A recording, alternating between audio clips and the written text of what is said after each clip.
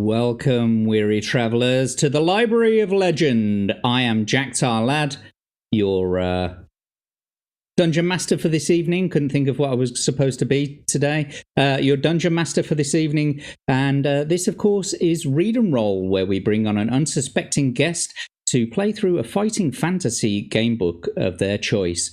If you wouldn't mind doing all the things and the stuff before we start, click the like and subscribe and yada yada. We're also live on Rumble as well as YouTube this evening, and this is going to be a thing moving forward. We'll be on both the Read and Roll channel on Rumble, and we'll be live on my Jack Lad channel here on YouTube as well.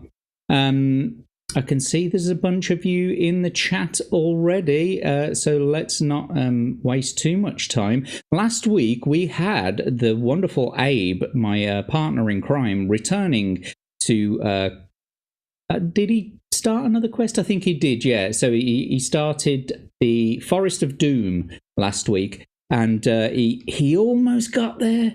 He almost got to Stonebridge. I think he's played that game once before, and he got into the same situation, but he died the last time he played that game. This time, he had to go all the way back to the beginning, but he's in a super strong position for the next time he plays, so we can't wait to get him back on. However, tonight, we have a returning adventurer. She was the very first guinea pig to ever play on this show, this game, and then she returned for a not so triumphant redo, but she's a fan of Stitchcraft, and she's a fan of game streaming, and you all know her and you all love her, so let's please welcome onto the stage, it's Yarnwitch. Where are you, Yarnwitch? How you doing? I'm right here. Hello. Hello, friends. How is everyone? Right, there will be no triumphant this time. Let's keep the standards low. There's no triumphing. There's just comedically failing. Only death. There is only death. There is only Zool. There is no Yarnwitch, only Zool. There is no Yarnwitch. There is only Zool. Well, I hope you're ready for today's game. We're going to say hello to the chat shortly. You were having a fun stream earlier, weren't you? What was that new game you were playing? Oh my gosh. Let's hear. Oh, I can't remember the title. Something blood, something and teeth. It's for Hammer 40k orcs, but the Broforce version of it, and yeah, chaos and mayhem and lots of failure, and it was hilarious. I love the orcs of 40k. I wouldn't say I'm necessarily a big 40k fan, but what I do know of 40k, it's the fucking orcs. I love them, and they're chaos. They're amazing. And it was fun to actually watch the stream and to see that gameplay. I was really interested with the side scrolling 2D. It kind of reminded me a little bit because of how clean it was. It kind of reminded me of Angry Birds a little bit. Oh, I could see that. Absolutely. Yeah. Cartoon style. But that it's 2D, Warhammer. bright colored, cartoony. Yeah. Totally could see that. Not the play mechanics, obviously. No, the because style. Angry Birds is a completely different thing. What do you mean? It's the exact same thing. What are you talking about? No, it was a great game, and that was the amazing alleged husband's recommendation. He's got all these different ideas, and at a certain point I just go, yep, you're right, I'm gonna play that. The alleged hubby. Yes, the alleged. Yes. She's even doing the quotes herself. You can't see it. Yeah. Wow, that was a little scary. Somehow you knew I literally was doing that. No, I've been trained. Our husband, comrade. Okay, bitch. I will only go so far. I will fight you. But let's say hello to the chatters. There's few of them here. So, of course. Yeah, hi, chat. Hi, Jack. Okay, that's enough of that. Bye. No, saying hello to Legatus Legionis, always the first person into the YouTube chat, at least, the best mod on the interwebs. Hello there, Legatus Legionis. It's good to see you, my friend. We've got Rio. Rio. Yeah, Rio. His name is Rio, and he dances on the sand. Yes. Okay. Exactly. Afternoon, Jack. Lad, Yarnie, hope you're all well so far. Won't be able to stay, but I'll leave a like. Have a good stream. Oh, well, thank you for dropping in. Thanks for getting a like in there. And yeah, thanks all for the support. And we've got Abe, of course, dropping in the dabs. The dabs. Yep. I think it's actually an elbow sneeze. It is. That's what it's called, is elbow sneeze. But him and Daily use it for dancing. I can't see it any other way. And of course, we've got Davyverse in here. Hello, Davyverse. Pleasure to see a supporter of the channel and quite often a donator of kidneys. Is amazing with the support. And we've got Daily Dysfunction here. A pleasure to see you with the dancing cat. And it's you, look. It's you. Who's that bitch? Yarn bitch. That's on Rumble and that's on YouTube. Yes, both of the channels are running, so if you are out there and you do want to give us some views on Rumble, I've got 7 on YouTube at the moment, 7 on Rumble, so let's go. That's great. No, you didn't miss it, Steve. We've got Steve in the chat as well. Steve! I love how we all have different ways of saying Steve's name and none of it is normal. It's fantastic. Legatus is saying, with a little dollar's help from the chat. Yes, well, funny you should say that, because I've actually started a brand new monetization scheme. As you'll notice in the description for both the Rumble and YouTube streams, I've put in an updated list of the monetization values and some slightly changed around things. So go and have a look there. But basically, I've made a lot of I've made things a bit cheaper, right? So you've got interrupted me. You've got mail. You've got £1 gives 1 provision or 2 gold. £2 gives 1 random potion. The £3 donation gives 1 potion of choice. The £4 now is the Adventurer's Care package. £5 returns all stats to their initial values, or returns a lifeline, or grants a reroll. So £5 cheaper option, got more in it. £10 is it used to be the Chaos coin, now it's Devil's Die. So you roll a die. If someone grants you a £10 donation, then you get to roll a die and it will give you one of the things that is in the list. I'm not going to go through them all now. However, the £10 donation also spawns a random enemy. So if you do want to spawn a random enemy or choose the Devil's Die, you must say so when you make the donation. £15 is for the Insta-kill spell, which allows the adventurer to instantly kill any enemy. £30 gives an extra life or increases all of your initial stats, which is the ones that don't go any higher than once you've rolled it. So it will actually increase all initial stats by 1. And £50 donation reduces all initial stats by 1. I guess we'll see how much the chat loves me. No pressure, chat. No pressure. I've reduced it right down from £100 to £50 is now the maximum, because just basically I thought it was just a bit too expensive. Me and Abe had a bit of a chat about it. after his last one, and I thought, yeah, maybe it is just a little bit expensive, a bit out of too many people's price range. Yeah. The thing is, I just don't want people spamming the reduces all initial stats by one, so you end up with like 3. It's really is when doing any kind of pricing, it really is finding that sweet spot. What's out of people's reach, what's also too little. Because you don't want the spamming, and even with products and stuff, you don't want it too little because then they think there's something wrong with it. And that same psychology would even apply here. It's amazing how there's a whole study of psychology behind how do I price this shit. So it's a tightrope walk.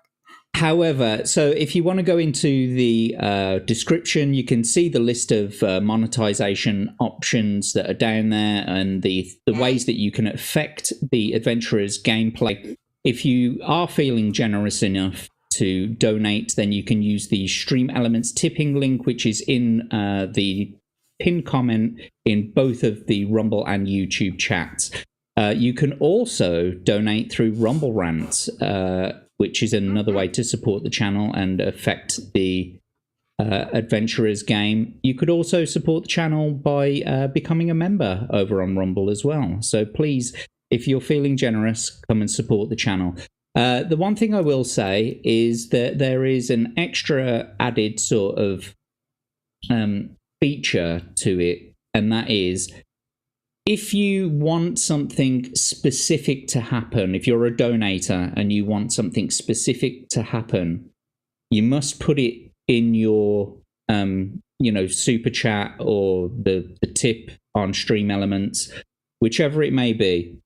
You got to ask for it specifically. If you just want to donate to the adventurer's pot, though, then you can do that. And so basically, I'm going to keep a running list of how many donations are coming in, and then the adventurer can draw from that whenever they want to. So you can donate as much or as little as you want to, and it will go into the adventurer's pot, and then the adventurer themselves can choose from any of the monetization options. And if you want to know more about any of the monetization options, then just ask in the chat. Sweet. So carrying on, just checking who else we've got in the chat.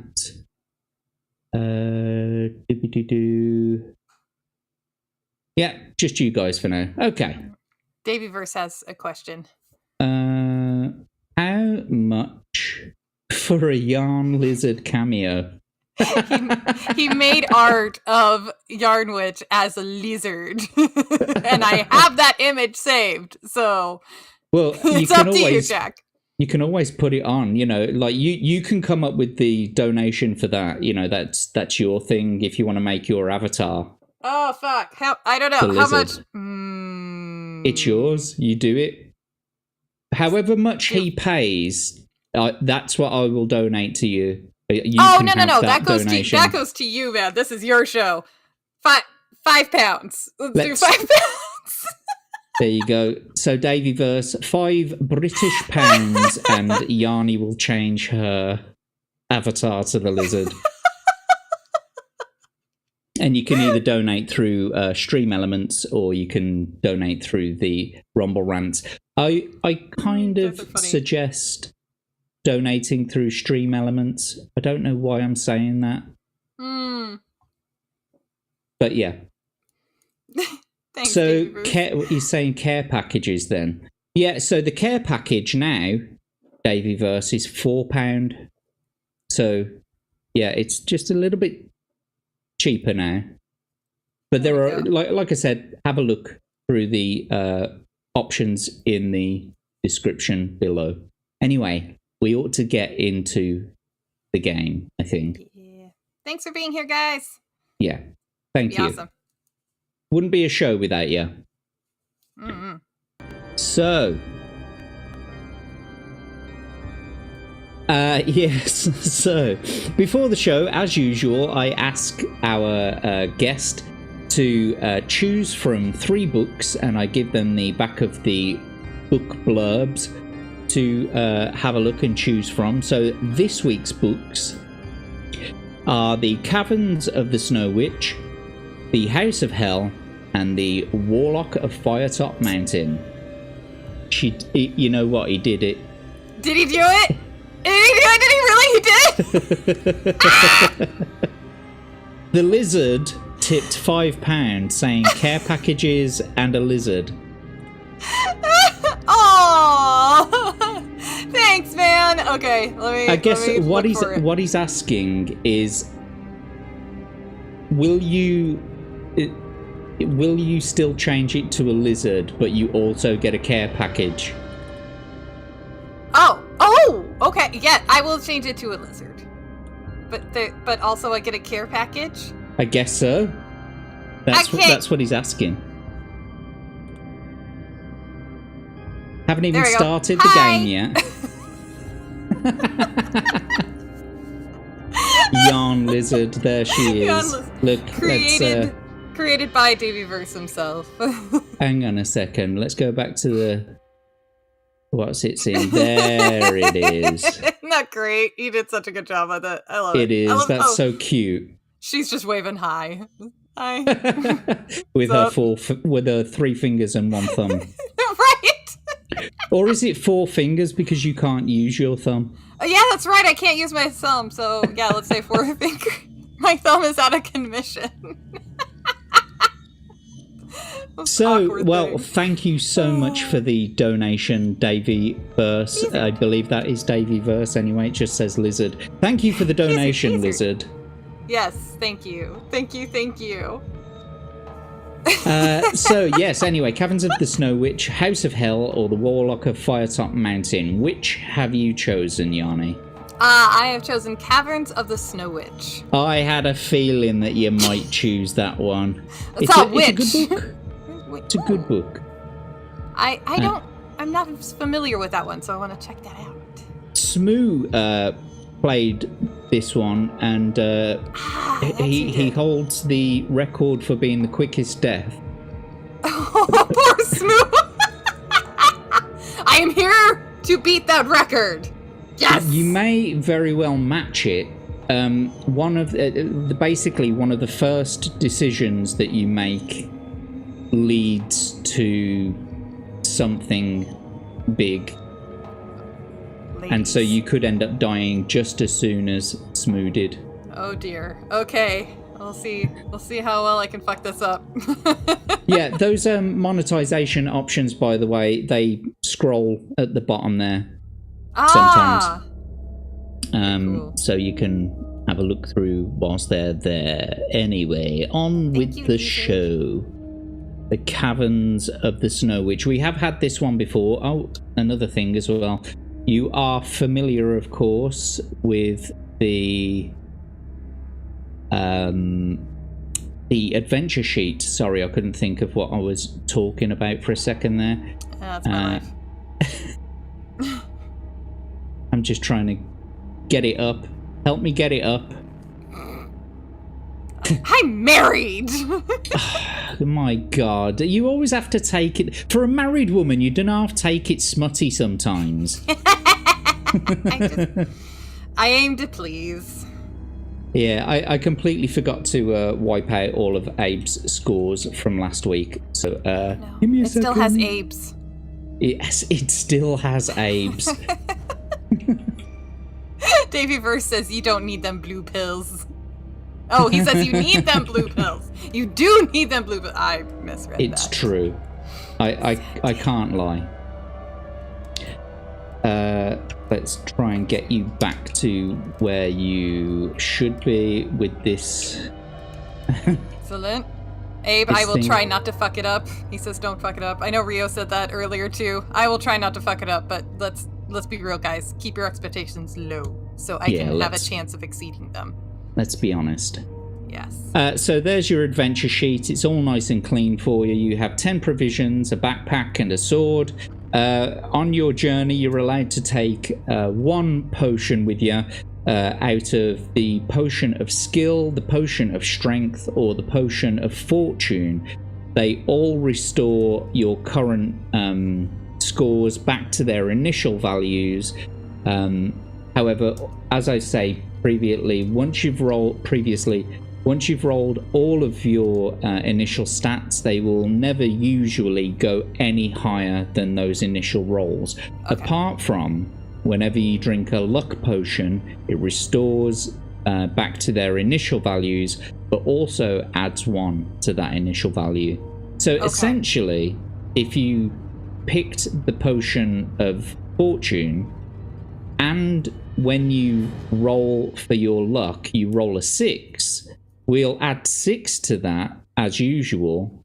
That would give you the highest possible luck that you could possibly get in a game. And then, if you drink the luck potion, your initial luck will go up to 13. Got it. Okay. And so you, like, if you were to get all of your luck back on those first 2 rolls of your luck, or those first 2 tries of your luck, you cannot fail. You will always be lucky, because you can't get more than 12 on 2d6.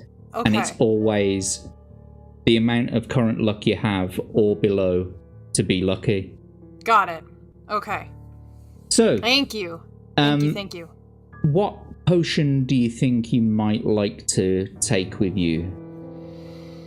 I'm thinking the fortune luck. Okie dokie. Or fortune luck. Fortune Yeah, potion. the fortune luck. Fortune luck. I need more coffee! Fuck. See, guys, this is how good it's gonna go. Can't even speak English. This is as good as it gets, folks. Just expectations. Keep them low, fellas. So, if you're ready, I'll start with the blurb that you got earlier. The caverns of the Snow Witch. Deep within the crystal caves of the Icefinger Mountains, the dreaded Snow Witch of Elanzia is using her dark powers to bring on a new ice age and thereby hold the world under her dominion.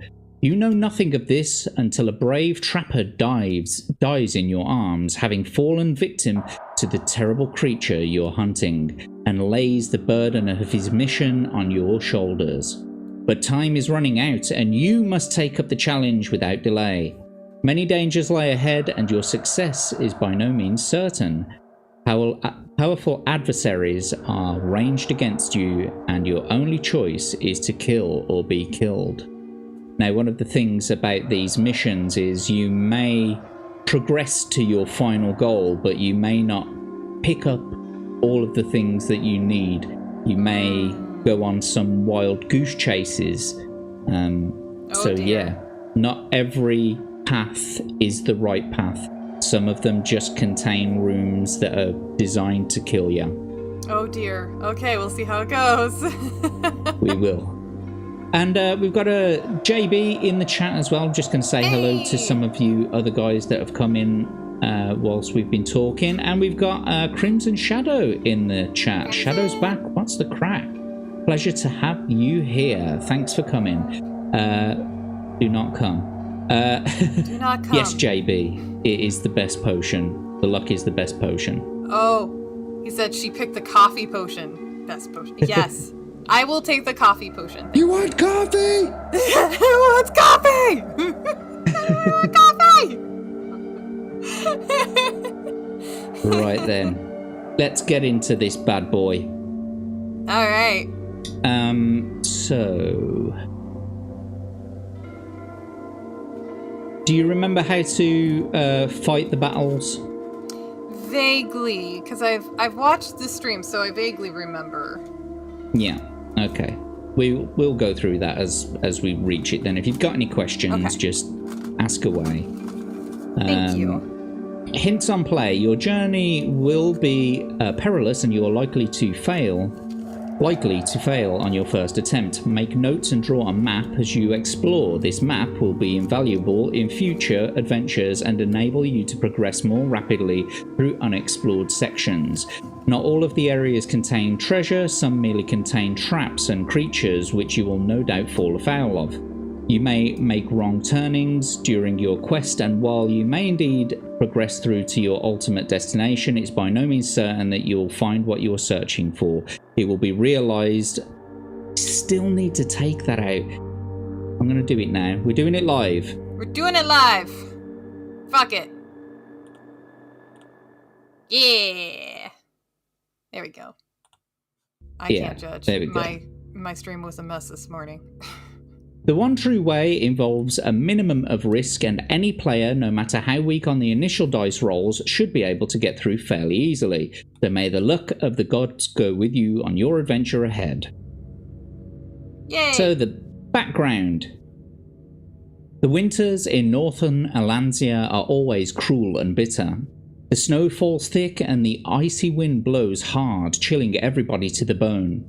For the past few weeks, you have been hired by a merchant called Big Jim's son to protect his trading caravans as they roll their way slowly through the north to the frozen outposts. The horse-drawn carts are laden with cloth, utensils, weapons, salted meats, spices, and tea. Oh, sorry. It's okay. I did it purposefully because I knew that you were going to do that. Spice Marine! It's the fucking tick at this point. Just Spice Marines! And tea, which are traded for furs and ivory carvings made from mammoths' tusks. Big Jim is not usually worried about travelling north, as bandits only attack his caravans on the return journey. He is not alone in recognising the value of northern goods. On this particular trip, you are walking ahead of 6 carts across a frozen lake. In the distance, you can see the snow-capped peaks of the Icefinger Mountains jutting out of a low cloud. Your destination lies at the base of the mountains where the Northmen meat trade. Snow is falling, but not too heavily. You stop to prod the ice with your sword to make sure that it can bear the weight of the carts, when suddenly the shrill call of a hunting horn breaks the silence.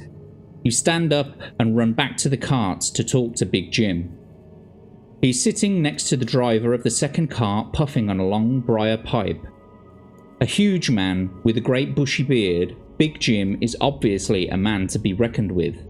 His bright blue eyes scan the horizon, searching for signs of life.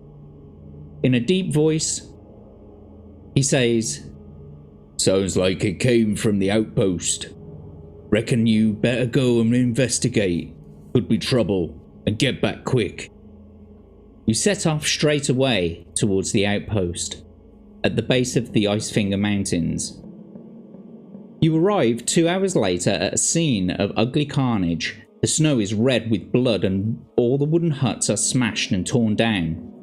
6 men lie dead, their bodies slashed, their axes at their sides in the snow.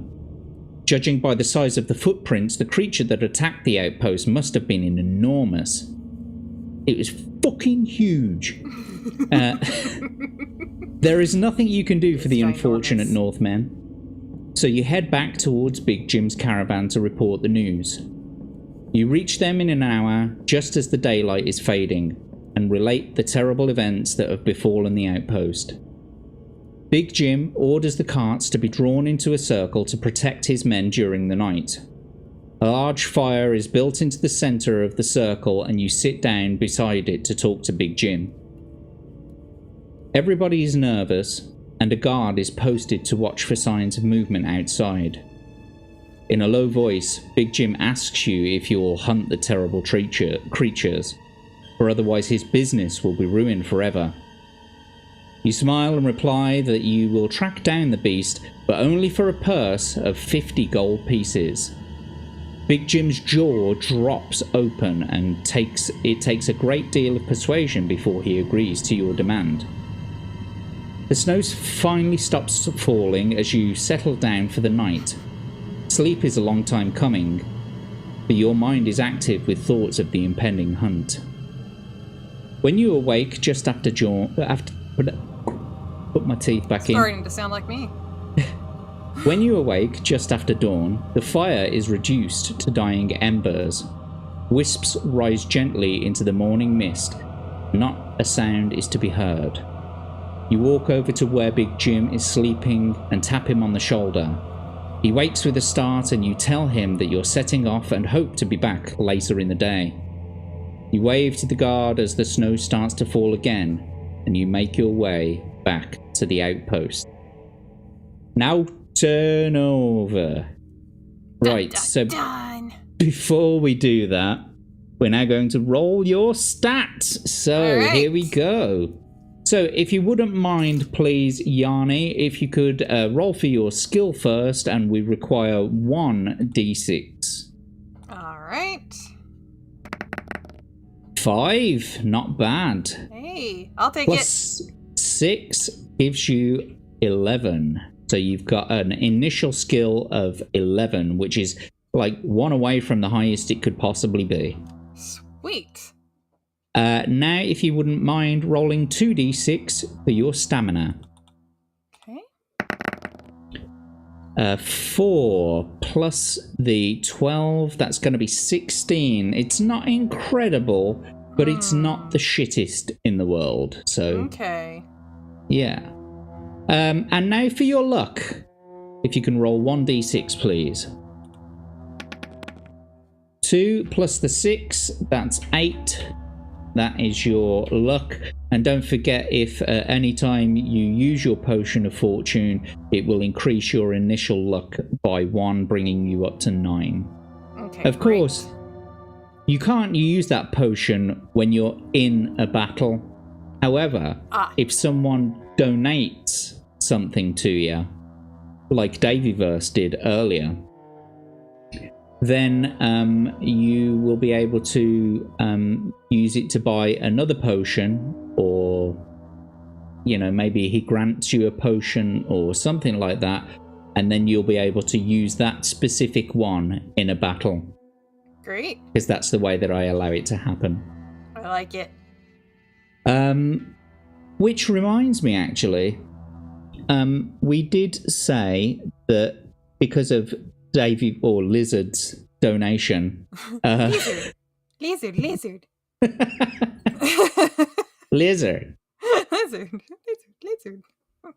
because of Lizard's donation, that you were to get a care package. So the care package includes either 2 of either 4 gold or 2 provisions. So you could essentially either get 4 gold or 2 provisions, or 8 gold or 4 provisions, or you can get 1 potion of choice and either 4 gold or 2 provisions. Oh. So it's either have the potion in lieu of having 2 lots of the other thing, or you can have the potion and have 1 lot of the other thing. Okay. I think I'm gonna go 4 gold, 2 provisions. Okay. Fair enough. By the way, Abe is also saying chat's not showing on screen. That's right, it's supposed to show up between us, isn't it? Oh. Oh, she'd fuck. That's yucky. I don't like that. Sorry, I saw him say that I threw that out there. That means, okay. Oh, sorry. Derail! Jack's a moron. No, he didn't. Nah, you're fine.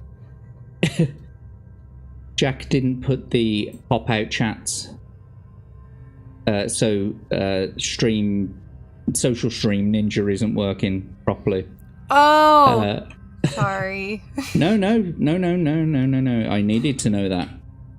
Here, I'll say hi to people in the chat while you're working on that. Because I think, who did we have? Didn't we have Anonymous? Anonymous, hello. How's it going? Is Anonymous here? Yeah, Anonymous popped in. I just saw Anonymous a minute ago. And Uncle Martin! Uncle Martin as well. Hello, my good friend.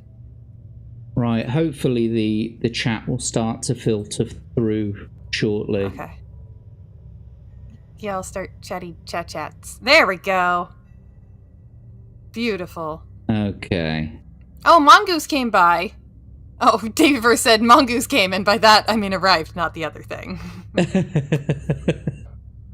Is Psychotic Mongoose here? Oh, there he is. Now I see him. Hey, Mongoose. Oh, There's Uncle psychotic Martin's books. here as well. Hello, Indeed. Uncle Martin. Pleasure to see you. Thanks for joining us. Davy I Verse, love that. Big Jim, Big Rim. Yes, Anonymous is here. Welcome to the chat, my friend. It's a pleasure to see ya. Hello. And where is Psycho Mongoose? Qu'est-ce que c'est? Da, da, da, da, da, da, da, da. There he is. Pleasure to see you in the chat, my friend. Yeah. Thank you for joining us. Good to see you all. I'm so happy to see so many people here for this stream. Thank you all so much for being here. It's good to see everybody. A massive hello. And a massive hello back to you, Anonymous. Legit, it's good to see you, man. Thank you. Oh, and Matrix ATP as well. Hey! Good to see I think I know that guy. Who could that be? I wonder who that is. I don't know. I'm pretty sure it's the mysterious elf that organizes my inventory when I'm not playing games. It is fucking massive. It is fucking massive. Huge. I can't do it right. Yeah, it's alright. We'll get you there eventually. We'll get you there. You have better luck working with the husband on his accent. I'm not good at that. So with your care package, you've opted to take 4 provisions and the 2 gold, yes? Yes. Okay, so I'm just adding those to your adventure sheet. You now have 14 provisions, and don't forget that each provision, when eaten, restores 4 stamina. Okay? And you can't eat during a battle, just the same as you can't use your potions usually during a battle, but you can eat at any other time. So providing you're not in a battle, you can eat at any other time. Okay, got it. So oh, of course, yes. You also have 3 lifelines. You've of course got Ask the Audience, Phone a Friend, and Backtrack. Ask the Audience. I will put a poll in the chat and you can ask the audience's opinion. Phone a Friend is where you would ask one person what they would do. And Backtrack, I will be keeping a track of all the chapters that you go to throughout your journey, and if you want to go back a chapter after making an unwanted choice, you can do that. And these lifelines can only be used once in every adventure, unless, of course, someone wants to make a donation and buy one of your lifelines back. That's right. Okay. So, you've got an initial skill of 11, initial stamina of 16, an initial luck of 8, provisions of 14, potion of fortune, and 2 gold currently. So without further ado, let's start your adventure. All right. So by the time you reach the outpost again, the bodies are blanketed with snow, and the beast's footprints are covered. The visibility is poor as you set off towards the mountains where you hope to find the abominable killer beast. The snow on the mountainside is soft and you sink up to your knees as you climb slowly up.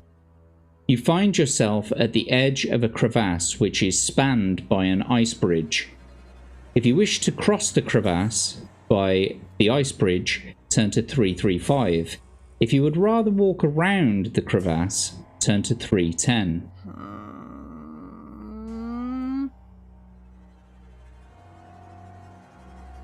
I'll walk around. Okie dokie. As you walk along the edge of the crevasse, the winds start to howl, blowing flurries of snow into your face. You put your head down and stride into the wind. A dark shape suddenly looms out of the curtain of snow, and a huge, hairy mammoth stands before you.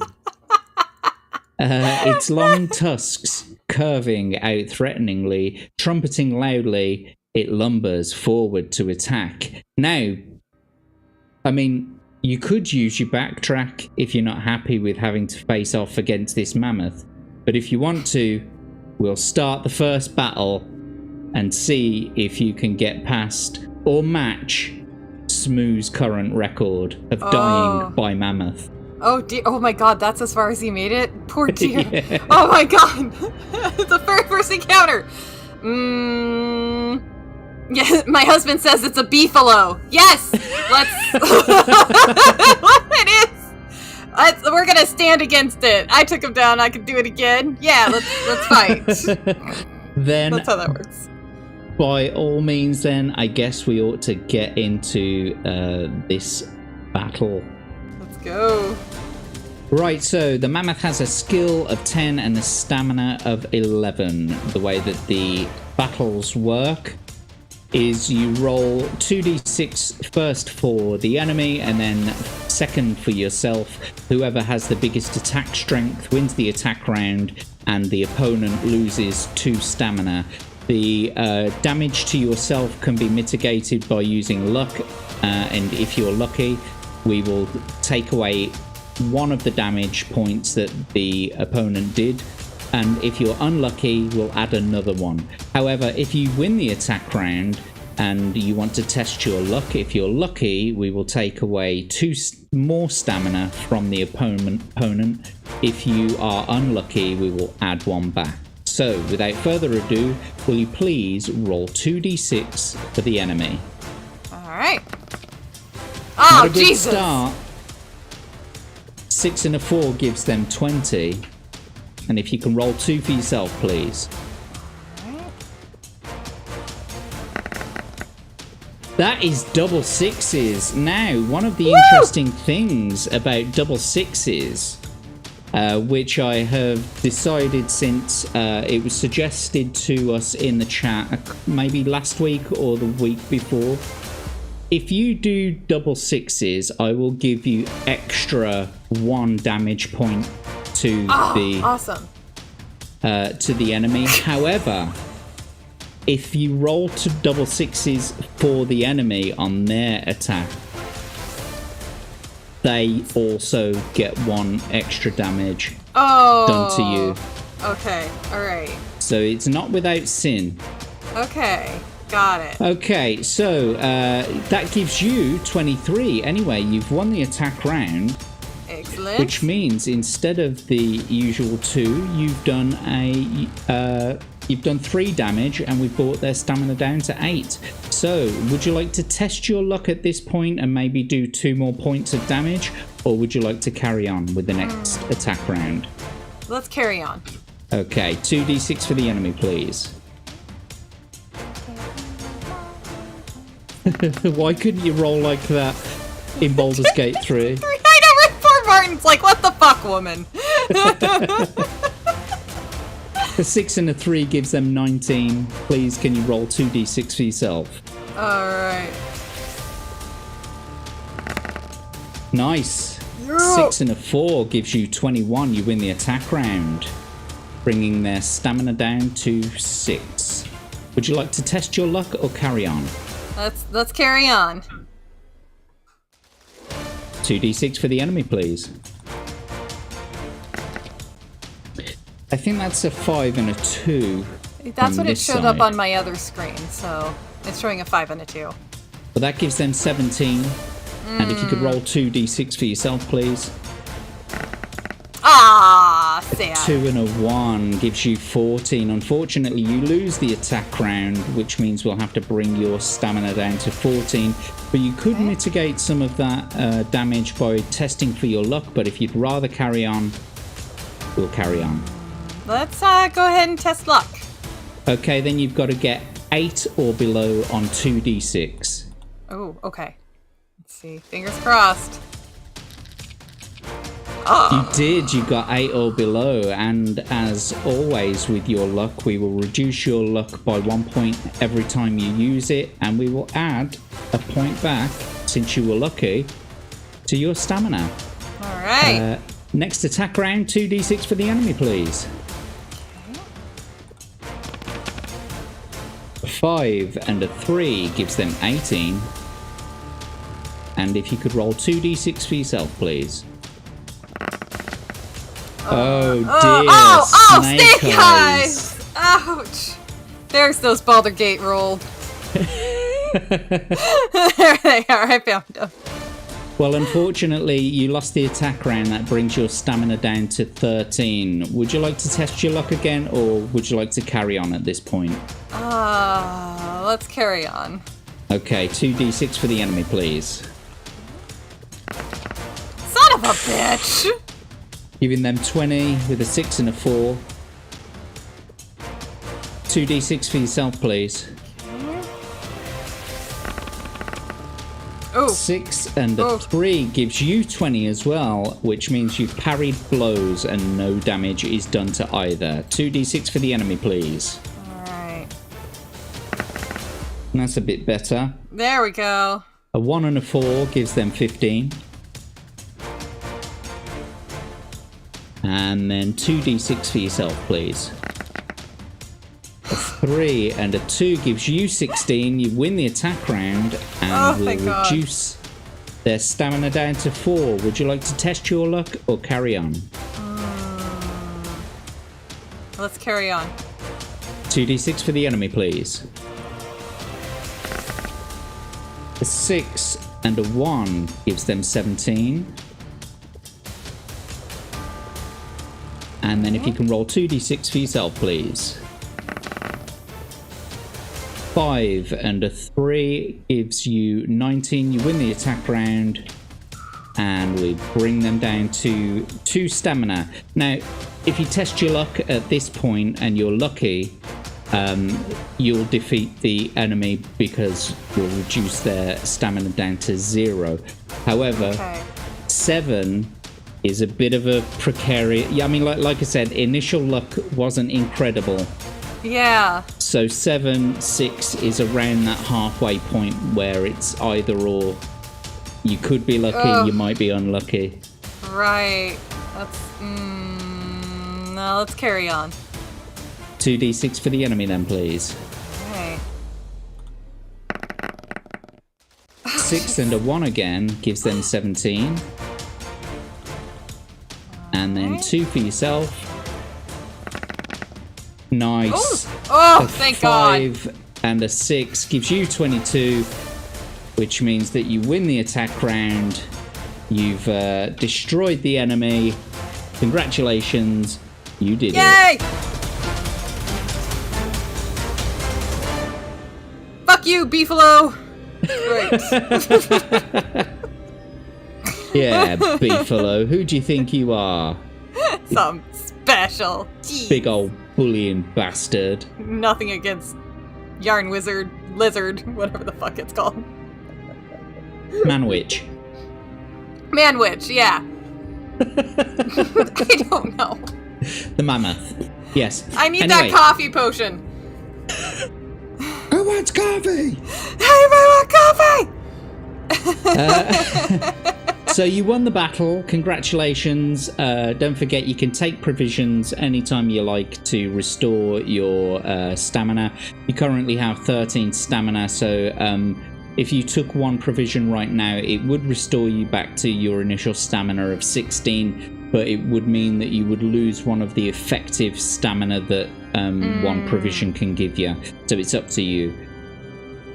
I think I'm gonna wait for now. I don't Okie dokie. waste any potential of any of the provisions. Excellent. Well, it takes half an hour of hard walking to reach the end of the crevasse. You are now able to climb further up the mountain. The steep climb and the swirling snow combine to make the going slow. So as the snow is beginning to fall heavily, swirling around in a strong wind, a blizzard is starting. If you wish to use your sword to dig a shelter in the snow, turn to 281. If you would rather press on, turn to 229. I want to use my sword to dig a shelter. That's probably a smart move. You hurriedly cut blocks out of the of ice out of the mountainside and build a makeshift igloo. You crawl into it as the blizzard. Right, it's contagious. Now we're all just saying wizard. Wizard lizard.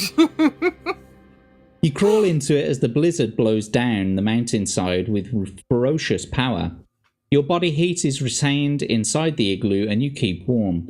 However, you must eat 2 portions of your provisions to regain your strength after the tiring walk and the effort of building the igloo. This does not increase your stamina, so I've got a -2 provisions from your total, basically, without it increasing your stamina. Okay. Unlucky. Alright. So you now have 12 provisions. Well, I guess it's better than dying in the freezing snow. I guess so. Or succumbing to an avalanche of some kind. An hour later, the blizzard dies down and you can crawl out of your shelter and continue your quest. Underneath an overhanging rock, you see a small wooden hut built against the side of the mountain. Its roof is piled high with snow and long icicles hang down from the window ledges. You see a set of deep footprints leading from the hut up the side of the mountain. If you wish to enter the hut, turn to 36. If you would rather follow the footprints in the snow, turn to 190. Let's enter the hut. Okie. Enter the hut. Okay. The front door of the hut is frozen shut, and you'll have to batter it with your shoulder to open it. There is only one room inside the hut containing the belongings of a fur trapper. Traps, furs, sacks, and sacks are stacked in the corner of a room. A wooden bed, a table, and a chair, and some cooking utensils show sign of recent use. The ashes in the fire are still warm. If you wish to put some logs on the fire and warm up the cold stew in one of the pans, turn to 118. If you would rather leave the hut and continue your quest, turn to 192. Alternatively, you have a backtrack, so if you'd like to just go back to the previous chapter, don't forget your backtrack. I'm keeping track of your what's-its, but you can always use it if you're not happy with the decision that you made. Okay. So, put some logs on the fire. I was kind of hoping to like just grab something and go, but I don't think I want to take the time to put logs on the fire and heat up stuff. So I think I'm just going to continue on. Okie dokie. Turn to 192. As you are about to leave the hut, you catch sight of some weapons lying under a bed. If you wish to take a couple of them with you, turn to 255. If you do not wish to be encumbered by the additional weight and would rather leave without the weapons, turn to 263. Shoot. Being encumbered sucks, but extra weapons are nice. Damn it! Oh yeah.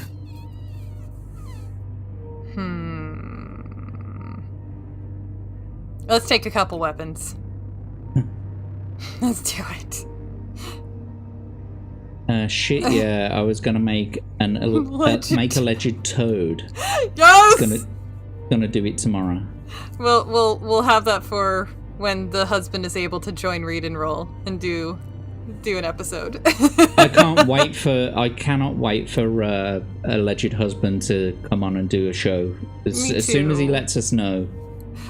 He's got to get some stuff off of his plate, but when he does, oh my god, I think it's going to be great. Legatus is just noticing what's happened to your avatar. I got turned into a lizard! Davyverse turned me into a lizard. It's his fault. He's the actual witch. See how bad she is first. Could surprise us. Huge, hairy, massive. I wonder what that could have been about. I have no idea. Probably about the beefalo. Tomby has raided the stream. Thank you for raiding the stream, Tomby. Appreciate you being here and bringing your fans. Yes, Lizardo, he says. Hey! Are you calling me fat?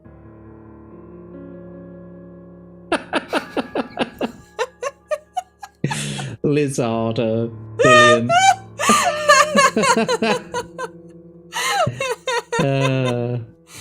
Jackies. You know, like how you get like a lounge lizard, like in Vegas. Do you know what I mean? Singing. Yes. Yes! Would she be a lard lizard?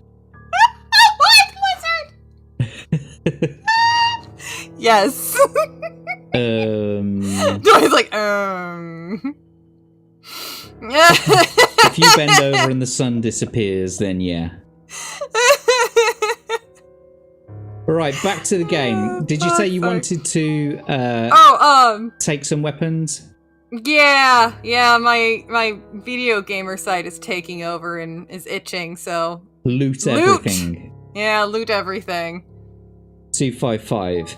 You take a warhammer and a spear before leaving the hut. Right, so I'm adding those to your provisions. Thunderhammer. Warhammer. Perfect. And spear chucker. There we go. Excellent. Yarnie's a spear chucker confirmed. Anyway, you take all that stuff, 263. Outside again in the deep snow, you set off on your trek up the mountainside, following the footprints in the snow. Turn to 190. Alright. The high altitude and the thin atmosphere make you pant for your breath as you continue your steady climb. Lose 1 stamina point. Oh, that's not good. Suddenly, you hear the sound of a human voice followed by a ferocious roar. Not far ahead, you see a fur trapper fighting for his life against a gigantic bear-like beast with long white fur and sharp teeth protruding from its jaws. It is the killer beast that you're hunting, the abominable Yeti. You watch the unfortunate trapper being gashed by the Yeti's claws and falling face down in the snow. Incensed by the vicious attack, you scream at the Yeti and run through the snow to attack it. Turn to 77. So let me just reduce your stamina by 1 point. So you now have 12. Okay. So if you were to eat a provision now, you would, do that. get you back up to 16. Yeah, let's go ahead and do that. Do I have time to... I just gobble something. I shove something in my face while he's running after me or something. You bastard Yeti! I'll get you! I've just changed your stats. You now have 16 current stamina again, back up to the initial 16. But you now have 11 provisions. Alright. Okay, turning to 77. Are you carrying a spear? If you are, turn to 391. You are. Yarnie is a spear chucker, confirmed. Professional spear chucker. If you have frostbite in your sword arm, turn to 195. You do not, so turn to 249. That's right! Insert jokes here. Gripping the shaft tightly, you pull back your arm and hurl the spear at the snarling Yeti. Roll 1 die. If you roll a 1, turn to 157. If you roll a 2 or greater, turn to 219. So if you can roll 1d6, please. That's really funny. It is a 2 or greater, so 219. The spear flies through the air and thuds into the Yeti's shaggy chest. It roars in pain but does not fall. You quickly draw your sword to fight the enraged beast. The Yeti has a skill of 10 and a stamina of 9. So let's, I guess, begin this next battle. Here we go. At least it's damage to begin with.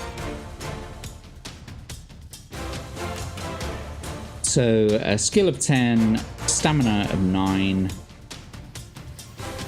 Okay, so to start the first attack round, 2d6 for the enemy, please.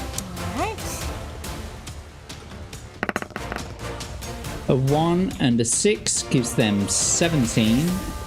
Oh, hang on.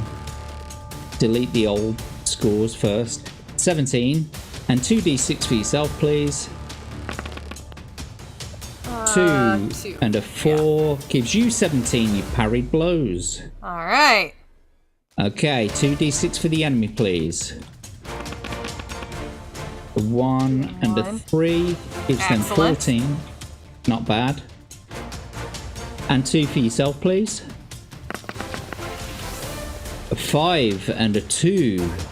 Oh, putting it in the wrong place. A 5 and a 2 gives you 18. You win the attack round, bringing their stamina down to 7. Test your luck or carry on? Let's carry on. 2d6 for the enemy, please. Oh, shit no. balls! Should have tested my luck. Oh. Well, this is the thing, you see. So that gives them 22. Oof. They're going to do 3 damage to you if you don't roll 2d6s. Ah! Oh, So fuck. 2d6 for the enemy, please. Oh. Of course, a 3 and a 4 give you 18. They win the attack round. And they do 3 damage to you instead. Ouch. Yeah. Would you like to Ouch. test your luck and try and mitigate some of that damage? Yes, I would. Okay, you've got to get 7 on 2d6. Or 7 or Okay. below on 2d6. Alright. Uncle Martin's laughing at me. Fuck off. Oh! Well, you did it. Hey! So instead of doing the 3 damage, they've done the regular 2. You now have a stamina of 14, and we Okay. will reduce your current luck to 6. Can you please start the next attack round by rolling 2d6 for the enemy, please? A 2 and a 6 God damn.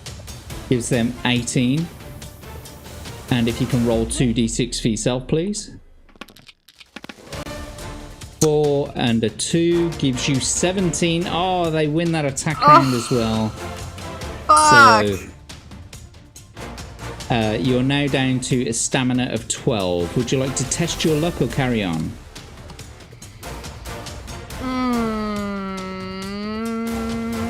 Let's test my luck. Okay, you've got to get 6 or below on 2d6. Oh, So yes, that's all right. 2d6, please. Oh!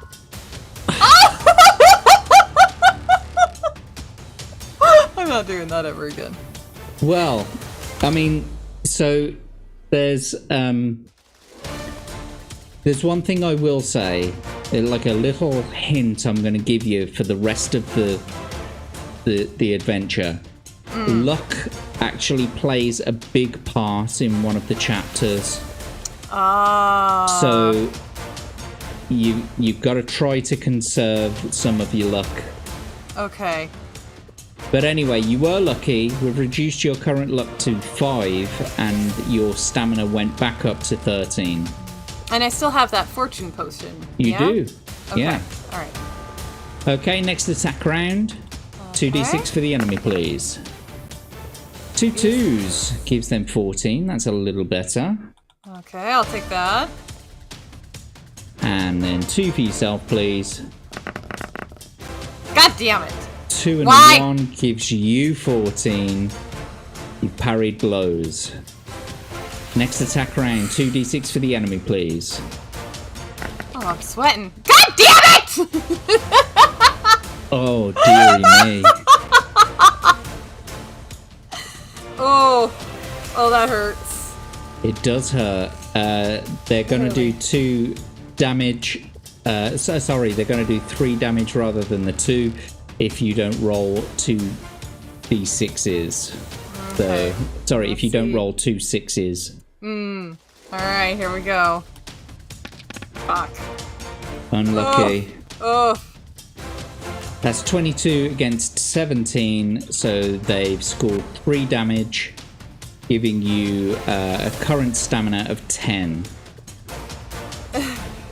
Would you like to test your luck or carry on? No, let's carry on. It's out of 5. That makes me nervous. 2d6 for the enemy then, please. They're already saying I'm dead in the chat. They're not wrong! It's getting there. It's getting there. You're not dead yet, though. 19 for the enemy. If you can roll 2d6 for yourself, please. Oh. A 1 and a 2 gives you 14. Oh, dear. Which means they win the attack round. You're now roughly on level pegging with the Yeti themselves. They've got a stamina of 7. You've now got a stamina of 8. Would you like to test your luck or carry on? Let's carry on. 2d6 for the enemy, please. Oh my god! A 5 and a 4 gives them 19 again. Oh man. All the And high 2 rolls for for the yourself. enemy. Yep, see, there we go!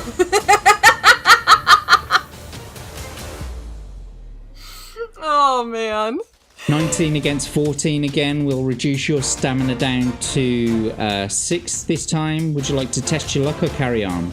Let's carry on. 2d6 for the enemy, please. 6 and a 3 gives them 19 again. That's 3 19s in a row. Wow. And then 2d6 for yourself, please. 2 3s gives you 17, which means you lose the attack round again, and you're now down to a stamina of 4. Oof. Would you like to test your luck or carry on? Let's carry on. 2d6 for the enemy, please. I'm gonna die! 5 and a 2 gives them 17. And 2 for yourself, please. One of these is gonna be a 1. Just watch. Oh! Better. You A just have 5 to and dare a 4 gives you 20. You win the attack round, will bring their stamina down to 5. It's all to play for, folks. Mm-hmm. Neck and neck. Was that for your luck? Was that to test your luck? Because you'd have No, lost. sorry. I got a little trigger happy there. No, it wasn't to test my luck. Well, that gives them 20. Damn it. And 2 I'll for be yourself, honest. please. 6 and a 1 gives you 18 to their 20. Oh, it's not looking good. However, if someone wants to donate, like a potion, or if you look at some of the other options, for example, a £5 donation returns all stats to initial values, returns a lifeline, or grants a reroll. But for another £4 donation could give them the Adventurer's Care package. But you could also donate just £3, and that will give them a potion of choice, and that means that she could choose a potion of strength which she can use during the battle. So if anyone wants to donate... Help me, Obi-Wan Kenobi. Did you just say, help me, Obi-Wan Kenobi? You're my only hope! Yes. Help me, Davy Wan Kenobi. Obi-Wan Kenobi! Or Crimson! Crimson One Kenobi! He donated on Rumble. Did he? Yeah! We got a Rumble rant. Well, isn't that on Rumble? Yeah. It hasn't come through on my, yards yet, on my stream ninja. What's up, my ninjas? Let's have a quick look through the Tumpity Tum. Oh, there it is! Yarnie! Here you go, Yarnie. Put your skill at 12. But not only that, it'll refill your luck up to its initial values as well. Yes! So... Crimson, thank you! Thank you! And not only that, he's donated another $5 dib-dobs. What a sweetheart, thank you! So thank you so much to Crimson. We will use that. So it's up to you, Crimson. You can either say that that's £5 for the Adventurer's Pot, or if you want it to go towards either... Where's it gone? Where's the monetization options? It can restore all values to initial values. It will return a lifeline or grant a reroll. So you can choose which one you want that second $5 to go towards, or you can just say, let it go in the pot. Thank you so much, Crimson Shadow. You're amazing. Thank So you. it's up to you, mate. Yes, but thank you so much for the donation. We truly appreciate all of your support, and anyone who comes along and supports and alters. Oh, so another restores values. Ooh! So what I'm gonna class that as then, we're gonna put it in the pot. Okay. And then if Yarnie wants to restore values at a future date, she can draw from the pot then. Okay. Does that make sense? I think so. So with this, in this point, with the first one, it was putting stamina back to 12. Was that it? All of them. All of them! Your stats get returned to their initial values. Thank you, Crimson! So I've made a note of the pot. There is now $5 in the adventurer's pot.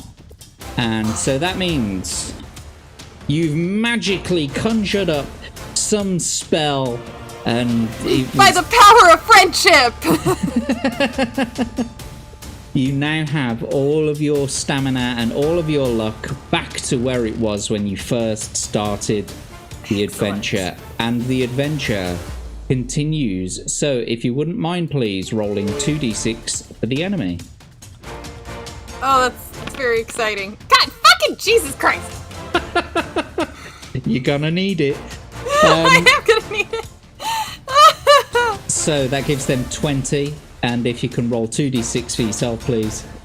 Okay. Son of a bitch, Crimson, I'm sorry, I'm failing you! A 1 and a 1 gives you 13. So that's 13 to their 20, meaning you lose the attack round, and we'll reduce your stamina down to 14. Would you like to test your luck or carry on? Let's carry on. Okay, 2d6 for the enemy, please. Poor Crimson's gonna be joining Uncle Martin in the yes, let's watch her fail! This damn woman! He's gonna get so frustrated with me. Alright. A 4 and a 3 gives them 17. Okay. And then if you can roll 2 for yourself, please. Next dono, new dice. Next time, yeah, right? I should set up my webcam and pull out my own dice. So sorry, but a 1 and a 4 gives you 16, and you have just been beaten by 1 point, 17 to 16. You lose the attack round, and we'll have to reduce your stamina down to 12. Would you like to test your luck or carry on? Let's test my luck. Okay, 8 or below on 2d6, please.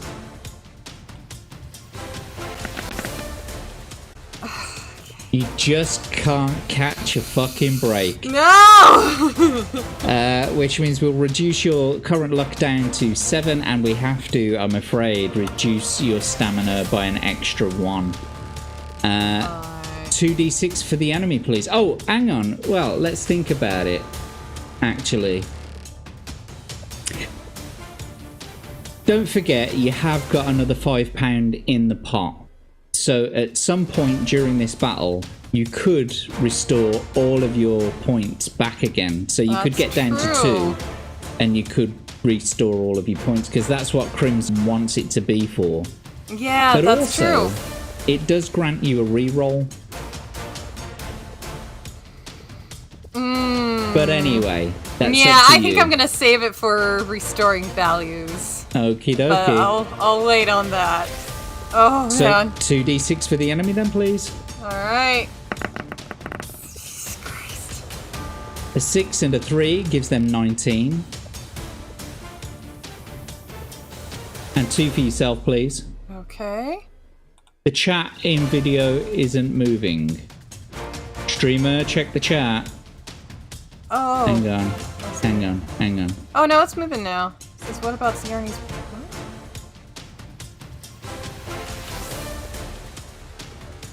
Yeah, agreed, Prophetic. I think a restore is better than a reroll. Agreed. It looks like it was moving. Sometimes it takes a second because of the delay. Yeah, it's definitely moving on the screen. Like, I can type in a chat and say, hello. There we go. And there you go. You see, I just moved it. It's just that a lot of it is hidden behind Yarnie's face. Massive head. Yeah. We got 49 people watching over on Rumble at the moment. I can't believe that. Welcome to everybody who's watching us over on Rumble at the moment. 10 people over on the YouTubes. Pleasure to have you all here. Thank you for watching, even if you're lurking. It's a pleasure to have you here. Thank you so much. Thank you. So Chad is asking if there was supposed to be a +1 to skill. Yeah. Why would that be? Let's have a look. From the... Was it... Are you guys talking about the, from the dono? I lose track, so I can't say one way or the other. So what I get what Abe's asking. No, because it only restores your current values. So the initial values are what she initially rolled in at the beginning of the very game. They never, ever, ever go any higher than that during the entirety of the adventure, apart from on very specific circumstances. But what that £5 or $5 donation gives you is a refill of all the current stats, not the initial stats. So I get what you're asking. Potion one that was the +1, wasn't it? Yeah, so Crimson's saying isn't skill meant to be 12 because she was already at max skill. No, unfortunately it didn't hit the skill because she was already at max skill. It can't go. Let me just make sure, double check that I'm quoting. Yeah. Oh, hang on. Yeah, returns all stats to initial values, or returns a lifeline, or grants a reroll. That's what I've set. It was still very helpful and really, really appreciated, so thank you. Literally saved my ass! Anyway, 2 for yourself, please. Alright, 2 for myself, let's go. That's better! Much better. So it's 20 against 19. Congratulations. You've won another attack round after losing so many. We brought their stamina down to 3. Would you like to test your luck and see if you can do 2 more damage? Or do you want to carry on? No, let's carry on. Okay, 2d6 for the enemy, please. Jesus Christmas. So a 6 and a 3 gives them 19, and if you can roll 2d6 for yourself, please. Okay. Oh! 6 and a 4 gives you 21. You win the attack round. Yes! That one was for you, Crimson Shadow. The one success. That one's for you! I'm doing it for you, Crimson! This is for Crimson! In slow-mo and everything. Right, so at this point, would you like to... Now, what I would suggest is that you test your luck. Because if you are lucky, you've got to get 7 or below to be lucky. If you are lucky, then we'll wipe them out straight away. If you're unlucky, it will only add 1 back to their stamina. But then if you beat them in the next attack round anyway, then it will beat them, it will destroy them. So it's completely up to you. Let's test luck. Okay. 2d6 for your luck, please. You've got to get 7 or below. Fingers crossed, chat. Oh, thank God! You did it. Well done. Yes! You scored a 6. You were lucky, which means you've defeated the enemy. You've struck the final blow. And congratulations. Whew! Man, finally did it. Finally! I'm literally sweating. God that was damn. a really difficult battle. I thought that was going to go on for some time. Me too. Oh my god. Prophetic called it. It's like, it was the every other roll was high. And there was a part of it, it's like, can I just like fake oops a roll to try and like offset this? But you know, with the way everything plays out, that it just would have continued on the same way with the enemy getting the higher. Well, who knows? Who knows? Right, so I was reading the £3 potion thing. Oh, okay, I see. Yes. Ah, that makes sense. Yeah, totally fair. Well, just stick to Cremabe. Really appreciate you guys. For Crimson! For Crimson! Yes, exactly! The Aragorn. For Crimson. Running. Well, congratulations anyway, Yarnie. You beat the Thank Yeti. You. It's time to move on. Phew. Oh, you know you're doing good when you've got a really, really, really long paragraph to read. Oh, goddamn. Okay, let me grab my knitting. Good luck with this, narrator. I'll be here. You kneel down beside the fur trapper and turn him over slowly. His eyes are barely open and blood trickles down from the corner of his mouth. The Yeti has gouged deep wounds in his chest, and you realise that there is no hope of saving him. With a great effort, he reaches up and grabs you around the neck, pulling you down so that you can hear his dying words. He thanks you for trying to save him and insists on telling you his secret. In terrible pain, he struggles to whisper her story. He tells you that he's lived in the mountains for most of his life, hunting animals and trading furs. But for the last 5 years, he's been searching for the legendary Crystal Caves. These caves have been cut out of a glacier by the followers of the Snow Witch, a beautiful yet evil sorceress who's trying to use her dark powers to bring on an ice age so that she can rule supreme over the whole world. The entrance to the Crystal Caves is high upon this very mountain. It is open, but hidden by an illusion.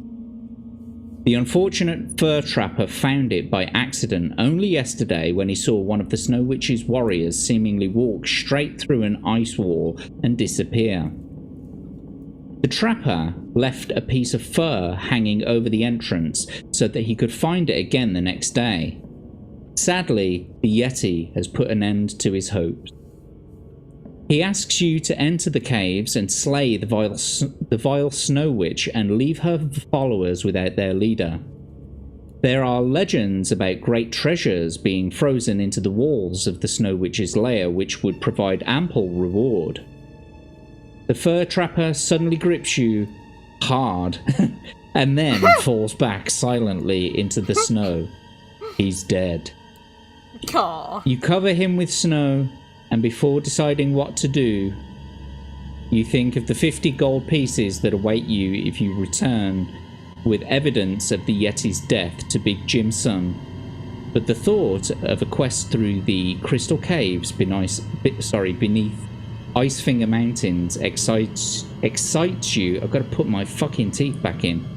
And you decide to set off to find them. So you're not going back to tell Big Jim's son and claim your 50 gold pieces, because that'd be too easy, wouldn't it? Yeah, it would be far too easy. We can't have that.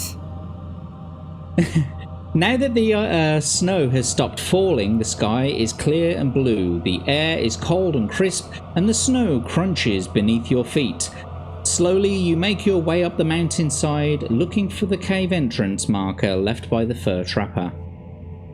Suddenly, you hear a distant rumbling from above, the terrifying sound of an avalanche. Test your luck. If you're lucky, turn to 163. If you are unlucky, turn to 109. Now, oh shit.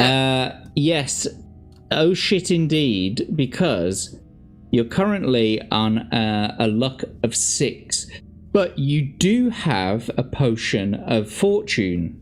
I do. So, if you wish to use your potion of fortune at this juncture, you will not only refill your luck, you will also increase your initial luck by 1.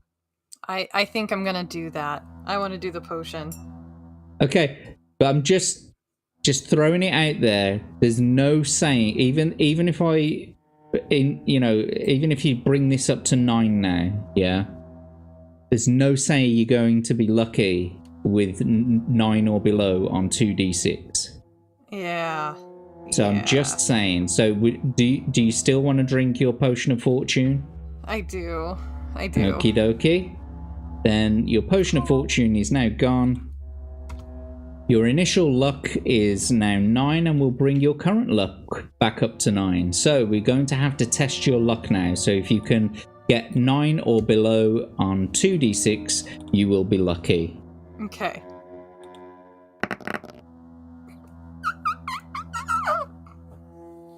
Wow. Wow. Wow is right. Wowzers.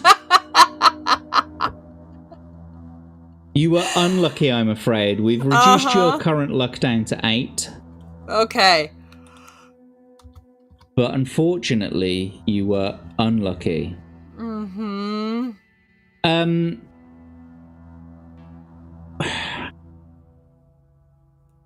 Crimson Shadow is being a legend again over on Rumble. No way. Yes way.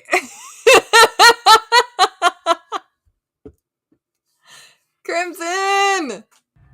Will this get her that potion? He was saying over on YouTube that for some reason, like on his phone, Rumble won't let him put in £3, so he put in 5 instead. Crimson, in the pinned comment in both of the chats is the Stream Elements tipping page. If you want to tip through that instead, that's another monetization option for you. And that will allow you to put values in as low as like £1, for example. However, will this get her the potion? So if you look in the description below, £5 returns all stats to initial values, or returns a lifeline, or grants a reroll. You've currently put £10 into the kitty. So if she was to use £3 of that, she could get a potion of choice, but she still... So the way that I've got it set up is for a potion of choice, for the luck potion, because it is so overpowered, giving that one more luck. The potion of choice, if she wishes to try to choose a luck potion, she has to roll a die and get 6. So she can either choose from between potion of skill or the potion of strength, and she can have that straight off. But if she wants to try for the potion of luck, she has to roll a 6. That's how it works. Really? Okay. Yeah, because the potion of fortune is so overpowered, you could just keep like drinking them all day long and increase your luck, your initial luck, past way past anything it would ever be. Okay. So I have to roll a 6? Are we rolling 2d6? Well, that depends. So first of all, let me just thank you again, Crimson Shadow, for the £5 donation. You have now got £10 in the pot, or $10 dib dobs, whatever it is. Thank you so much, Crimson Shadow. That's so generous of you. Thank you. Thank you so much for the support. And and Ava! You guys, thank you. So what's Abe saying? Sweet. Let's get that recent tip up. Abe has tipped £3, saying increase luck initial stat by 1. No, it's a current stat. Oh. So if you look at the £3 option, it alternatively increases 1 current stat by 1. Ah. So if at this point you want to just add that £3 to the pot, I'll allow you to do that. Or if you want, because then that way, like I said, that adventurer's pot, you can draw from it for any of the options, basically. If you want one provision, or if you want to try for a random potion, or if you want to try for a potion of choice, or the adventurer's care package, return all stats or values to their initial a lifeline, granting a reroll. You could do any of those. It's completely up to you. But Abe, unfortunately, that's not the value for increasing a stat. He an says initial that's fine. stat. Just give her some damn luck. The chat's being so sweet, and they're just like, how do we increase her luck? Thank you, guys. So, thank you. So now you've got 13 in your pot, basically. You guys are awesome. You guys are so awesome. So thank you. Yeah, thank you to Crimson Shadow, and thank you to Abe for the donations, keeping the channel going, and altering Yarnie's adventure, of course. So, at this point, do you want to try for a potion of choice? Or let's look at the monetization options.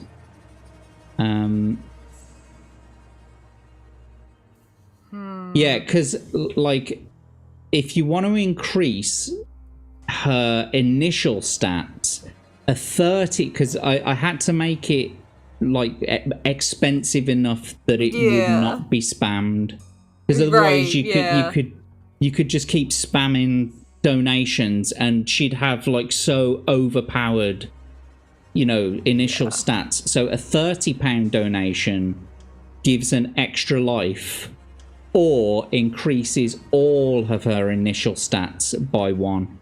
No, totally fair. Okay. Yeah. So anyway, you've got 13 to play with. So you can either choose like an adventurer's care package, which means that you could spend £4 out of the 13 that you have, and then you could do the thing that you got previously where you went for 4 gold or 2 provisions, but you could also do the potion of choice and either 4 gold or 2 provisions. But either way, for a potion of choice, if you want to go for skill, you have to roll a 6.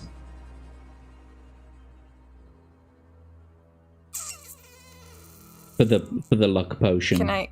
Yeah, I do want to get. I want that luck potion. But I've been rolling like shit. So with the £3, we could just add +1 to luck. You could increase one stat by 1. Let's do that. Let's add 1 to luck. Okie dokie. I'm taking £3 out of your pot. You now have £10, and we'll bring your current luck back up to 9. However, you have already rolled for your luck, right? That's true. Oh, that's right. You don't actually get to roll again for your luck on this page. However, if you were to use your backtrack lifeline, it would restart this page again. Let's do it. Let's backtrack. We're doing it. Fuck it. We'll do it live. Let's go. We're using backtrack. Using your backtrack will restart this page, which means effectively you get a reroll. Yes. So you have to try to, go for your luck again because you're in the middle of an avalanche. Okay. All this is happening during an avalanche, by the way. I'm a quick thinker in this game, not in real life. So you have to get 9 or below on 2d6. All right, 9 or below. Let's go. Wait, what is it? I Fuck don't me! fucking believe it. Damn it! I don't fucking believe it. No! How can someone be so unlucky? I'm failing you, chat. I'm failing you. You're not failing chat, you're failing yourself, Yarnie. Oh, sad.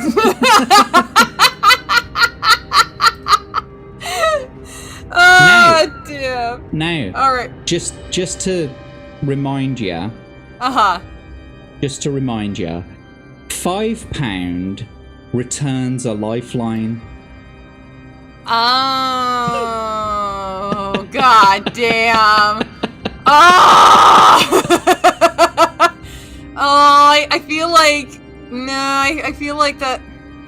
You just want to accept your fate at this point and say that you're unlucky and progress with the story.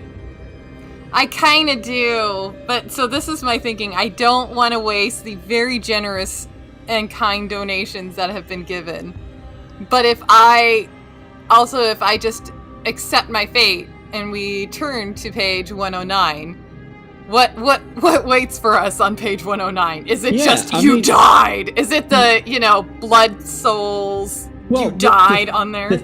The thing is, it could be something really innocuous, like you lose a toenail. Right. You know what I mean? Right. But it could also mean absolute complete death. Exactly.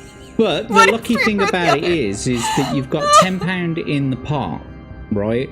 And we'll start this book over again with the knowledge that you have now about the book.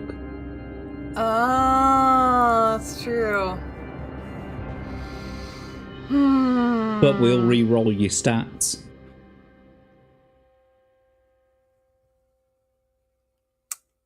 Fucking shit. I'd just accept your fate. Yeah, okay. Let's... You can also use a phone the friend or ask the audience, one of your other two lifelines, what would Jesus do? Yeah, you know what? I'm going to ask Crimson Shadow. Let's phone a friend and ask Crimson Shadow. Okay, what should she do? Accept her fate, Crimson. She's calling on you. What should she do? Accept her fate and just accept that she's unlucky and save the money, or be really convoluted about a re-roll, return her so return her backtrack and try this page again. She uses one of the £5. Should she do? Yeah. So use £5 to backtrack and do this again, or just accept my fate. I'm gonna ask you, Crimson. he's like, I'm sorry I ever donated. I'm sorry, man. Hopefully, we'll see. Fingers crossed. Whichever one is good out or good result. Yes. Fuck off, dice roll. Yes, exactly. Everyone's got the same feeling. They do. Abe's saying he'll buy a lifeline back. Oh, sweetheart. But she has used her phone a friend, so we're just waiting for Crimson now. Oh, Abe, that's really sweet. To answer the call. And, answer the call. Crimson Shadow just fucked off. He's like, nope, I'm done. Fuck these dice. If he's still there. I don't know. Oh, Abe. Abe, thank you. You are so sweet. Abe is saying, fuck it, we'll do it live. Give a lifeline back. Okay. So that's actually a specific request to grant you a lifeline back. So that's what I'm going to do. You can either have your phone a friend back or your backtrack back. Let's bring back the backtrack. Okie dokie. something on Crimson, my are you there, mate? She has requested your assistance. Crimson Shadow? Shut up. Crimson? Well, maybe we'll give him a little more time and then I'll adjust who I'm asking if we don't hear from him. He might have stepped away. Oh, he's here!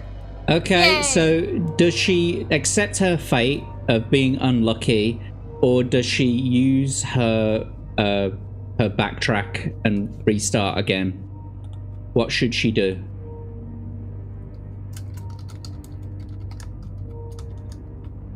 And Grizzled Entertainment, hello!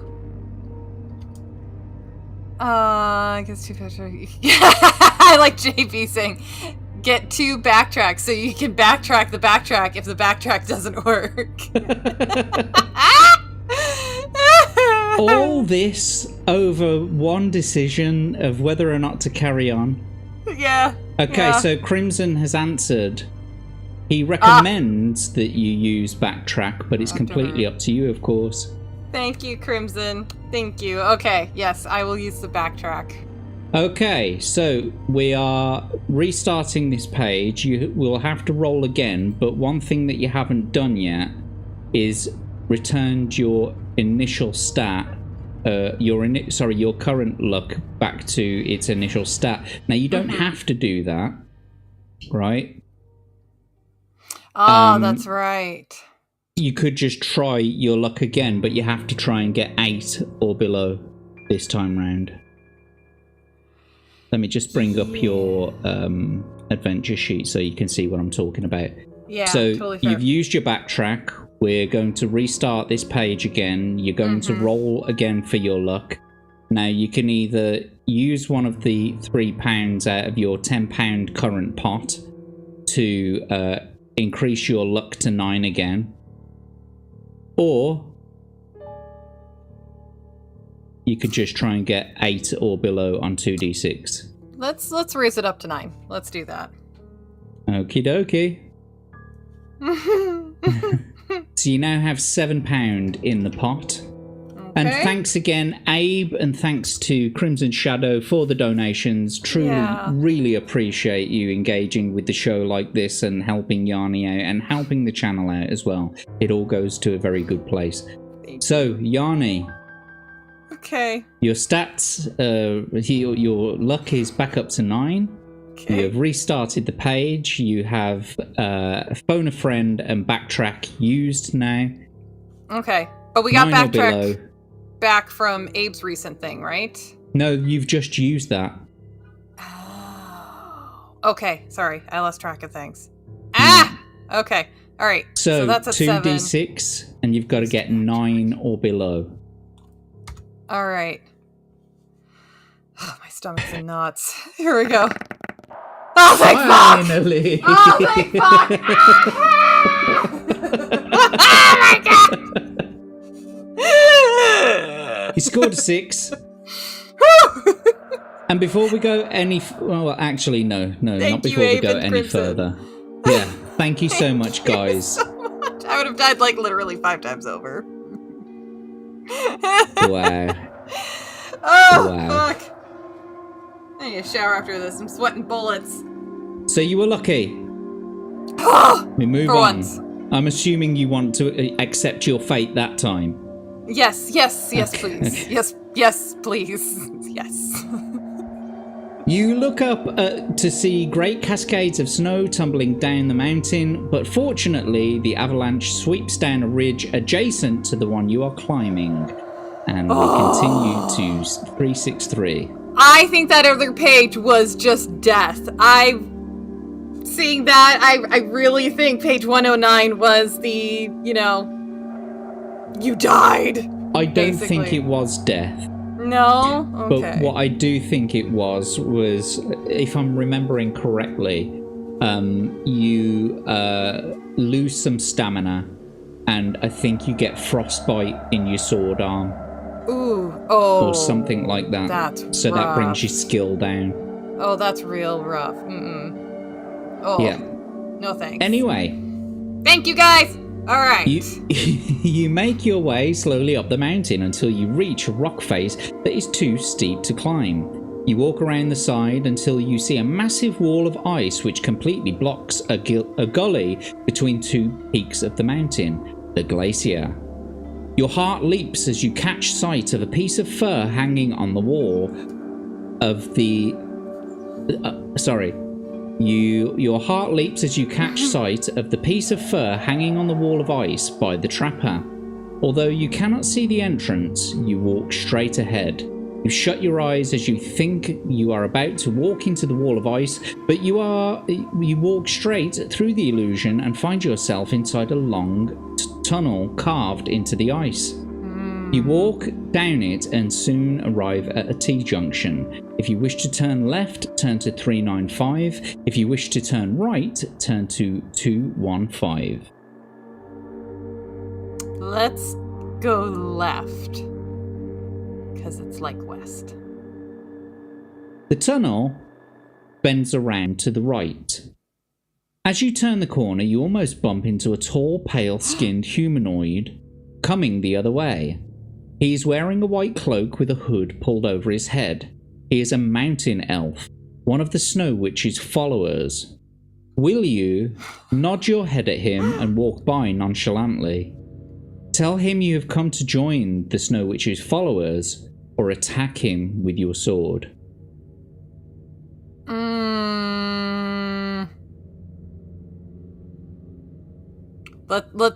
Let's try nodding my head and walking by nonchalantly. Test your luck. Damn it!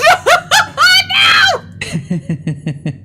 If you're lucky, turn to 331. If you're unlucky, turn to 103. Okay, so you've got a current luck of 8. So 8, test okay. your luck. You've got to get 8 or below on 2d6. Son of a bitch. Yeah, fly casually, exactly, JB. Holy You fucking did it. God! Yay! Yay! You now have a current luck of 7, and you were lucky. Well done. God damn. I'm exhausted. Shit. The mountain elf does not suspect that you are an intruder, and you are able to walk casually past him. The tunnel forks, and you must decide quickly which way to go. You can hear the sound of running feet coming down the branch to your right. If you wish to run down the left branch, turn to 321. If you would rather head down the right branch to face whoever is coming towards you, turn to 145. We're going down the left branch. 321. 321 it will be. I just want to respond to what Crimson's asking. Do we need to get Yarnie another backtrack? She actually has £7 in the pot, so she could actually afford to buy back a lifeline if she so wished. I could. Oh, Crimson, you're a doll. There are other options as well. Like you could still try for that potion of luck if you really wanted to. Oh god, that makes me nervous. Not with the way I've been rolling. I mean, in fact, you could buy a lifeline. You could return all stats to their initial values. Or you could grant yourself a reroll for £5 and try for the potion of luck. Oh man. Well, let's see how this goes. Let's see how this goes at least. The one thing I will say to you is that you're currently on a stamina of 11. You have also 11 provisions, and each provision restores 4 back to your stamina. I might suggest at this point you restore some stamina because you're at 11. My max stamina is 14, right? Am I 16. remembering correct? 16. Oh, sweet. Yeah, let's definitely do that. So if you eat a provision now, you'll be back up to 15. Yeah, let's do that. I think that's a good idea. Nom nom nom. Dive. Hide. Nom nom nom. Okay. Crimson, I was expecting you to join the Snow Queen's followers for a laugh. I am awfully tempted. So left or right? I think you said left, didn't you? Left, yeah. Yeah, I'm gonna dip and hide. You have only gone 10 meters down the tunnel when the ice floor suddenly cracks and gives way under your weight. You fall down into an ice pit, a trap made by the Snow Witch's followers. Roll 1 die and deduct the number rolled from your stamina score. If you're still alive, turn to 254. You will be, but I still need you to roll that die. Alright. That wasn't too bad. Oh, thank God. There you go. Oh, thank goodness. Phew. You groan with pain and start to stand up. Looking up to see how far you've fallen, you are dismayed to see 2 ugly faces staring down at you. A rope is thrown down to you and you are ordered to throw your sword up to the goblins before climbing up the rope. You are trapped in the pit and reluctantly comply with their orders. As you are about to climb, you notice that both the goblins are holding the rope. If you wish to climb up, turn to 276. If you wish to pull hard on the rope in an attempt to pull them down into the pit, turn to 314. Now, one thing I wanted to mention to you is that because you've used your backtrack and you haven't replaced it yet, I'm not making any note of what paragraphs you're on. Okay. So until you buy back your backtrack, I won't be able to... I will not be keeping track of where you've been, basically. So when you buy your backtrack, from that paragraph on is where I will start tracking you again. Got it. Okay. Okay. That's good. So I'm just letting you know that now. So if you wish to climb up, turn to 276. If you wish to pull hard on the rope in an attempt to pull them down, turn to 314.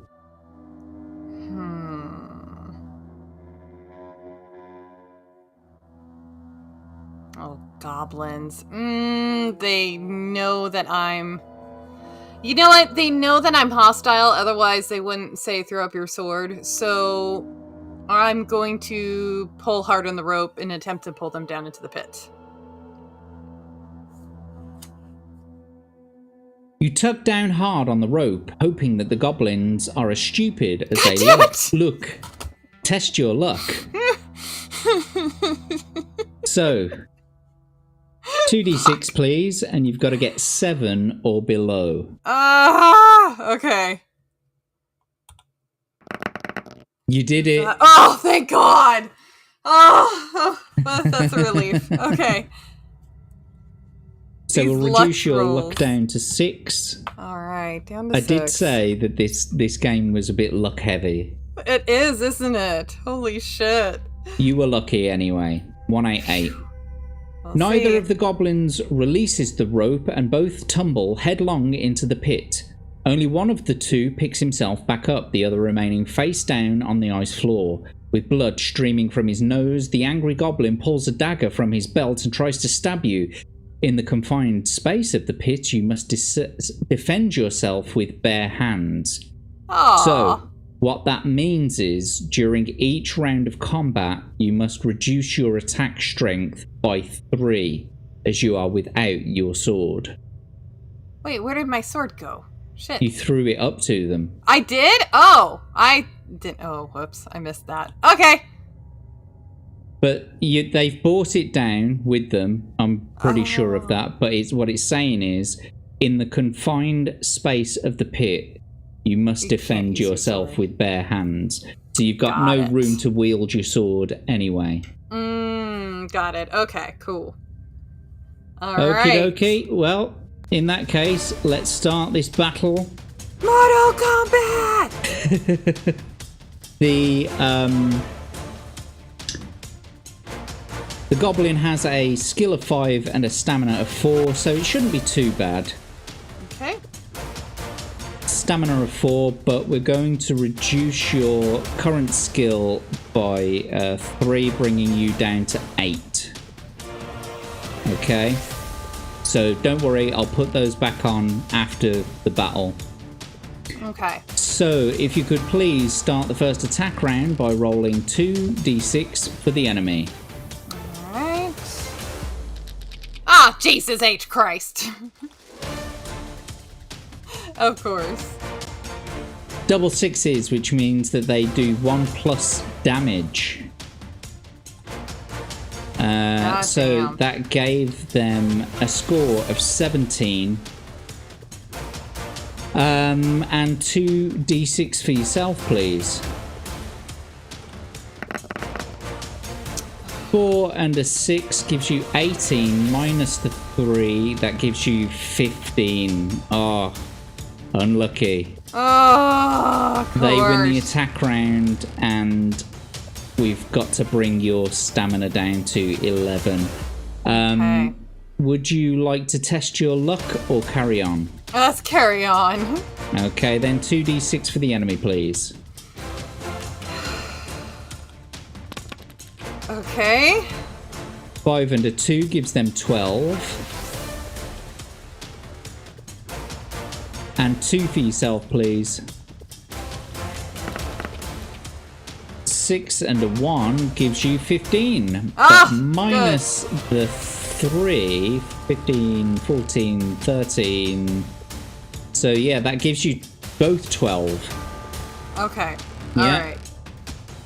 So you parried blows. No harm, no foul. 2d6 for the enemy, please. That's better. Oh, thank goodness. A 1 and a 2 gives them 8.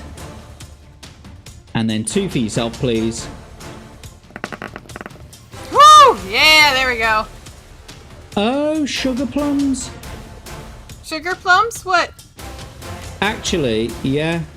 Someone's just noticed the error that I'm making. I already reduced your skill score, and I'm doing it again in my head. Oh! We're gonna restart this battle. Okie dokie. Okay. Sounds good. So you were at 15. Yeah? Okay. Oh, yeah, you were, weren't you? No, you were at 14. Oh, yeah, you 14. Yeah, 14. Oh. Dude, numbers and me do not get along well. Thank you very much for pointing that out in the chat. We're going to restart the battle. Okay. So the enemy still has a stamina of 4, skill of 6. Roll 2d6 for the enemy, please.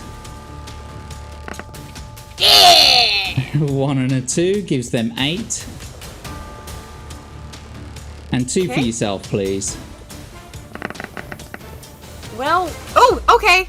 That's A 1 and showing a up as 4 gives you 13. That means you win the attack round. I like the way this new round is starting. Yeah, I'm so glad that they were in the chat to remind me of that, because that was a massive mistake. Oh, it happens. You could have easily died from that. Do you want to test your luck or carry on? Not really. No, let's carry on. 2d6 for the enemy, please. Damn. That gives them 14. That's not impossible to beat. Yeah. So 2d6 for yourself, please. You're absolutely right, JB. It should be over now, but I'm a douchebag, so we're doing it again. We're doing it live. We're doing it live! It's okay. It's easy to make these mistakes. You parried blows, no harm, no foul. Carry on with the next attack round. 2d6 for the enemy, please. Okay.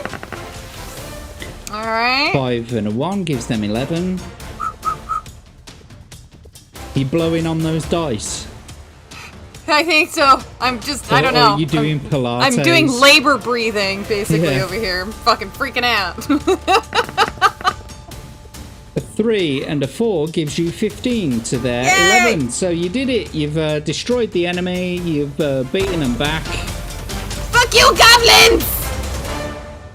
That's right! Thank you! Congratulations and thank you, JB, Oh, for pointing out the massive mistake that I was that's making. alright.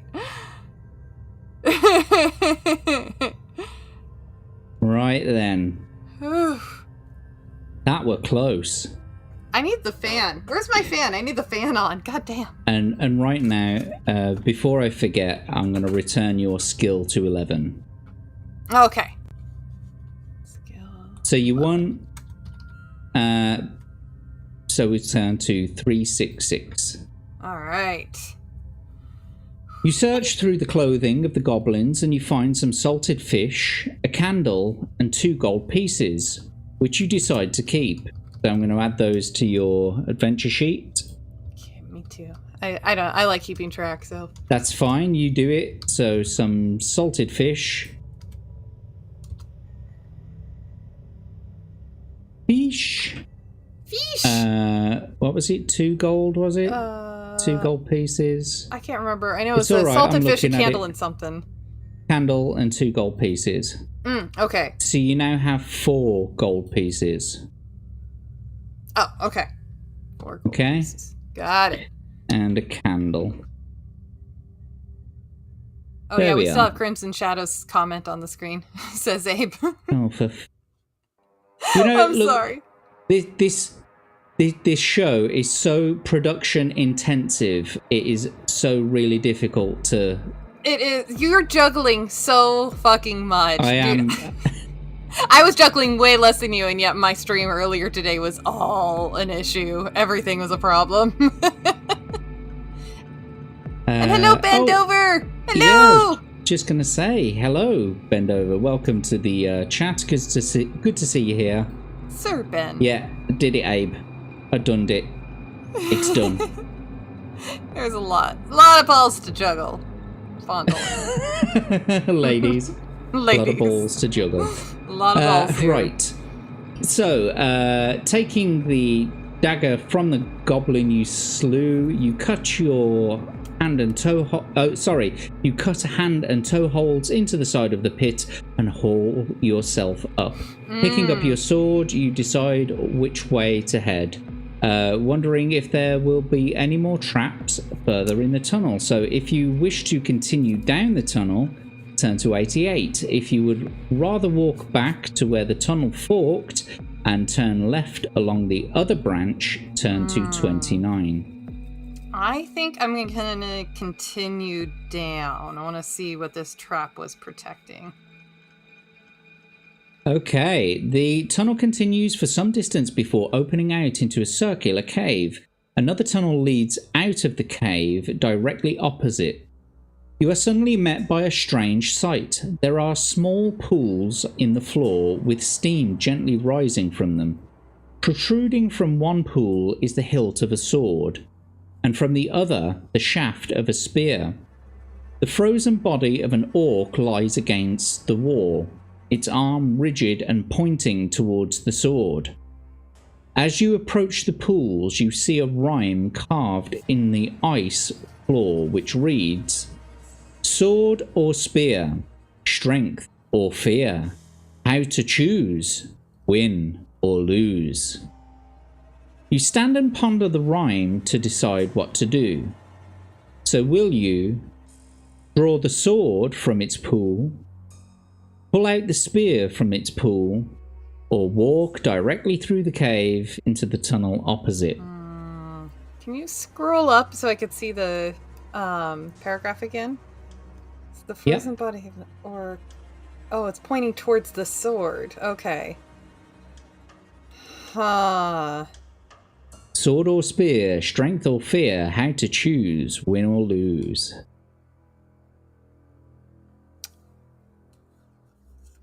I'm going to pull the sword.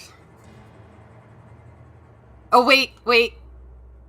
Can I buy backtrack before I do that? Am I cheating? Well, it's kind of cheating, but it's cheats that I've written into the game. Okay. So. I just want to make sure I'm not breaking any read and roll rules here. No, but, so okay. you can buy a backtrack. Sorry, you can buy a lifeline back for $5 dib dobs. You've got 7 currently, so you'll be left with the 2. I'm afraid. Yeah, I think I want to buy a backtrack. Okay, so we've bought your backtrack back. You've now got $2, or, two in the pool, basically. Okay. Right, so I just want to say a quick hello to the Eclectic Goat. It's good to see you. Good to see you. Thanks for joining us. What's she saying here?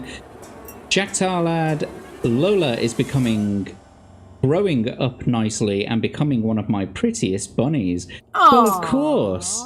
Of course. Of course. Aww. And Bend Over has tipped $5 dibdobs, or pounds, I should say. He's tipped £5 saying, for Yarnie. Oh, thank you, dear. Ben, thank you so much. I appreciate that help. So that's going back into the pot, and you now have £7 again in the pot. Oh, Ben, thank you. That is so sweet. Thank you so much. What a dear. Yeah, thank you so much for the donation, Ben. All of the money goes towards a very good place, goes to improving this channel and the content on it. And also you get to interact with Yarnie's adventure at the same time. So thank you so much for engaging with the stream. So you wanted to, Yarnie, pull out the sword from its pool, is that correct? Yeah. I'm scared, but yes. Let's pull the sword. Just tracking where we are, 88. So, thank you. Pulling the sword. Gripping the hilt firmly, you tug hard at the sword. It comes free with surprising ease. You have chosen the sword of speed, an almost weightless yet strong and sharp sword. Add 1 skill point. Yeah! I'm Flash. If you wish to rummage through the orc's backpack, turn to 354. If you wish to walk directly through the tunnel opposite, turn to 221. So first of all, I'm going to add the sword of speed. Awesome. Sword. Speed. Awesome. Oh, that's exciting. And then it gives well, you see now, right. So add 1 skill point?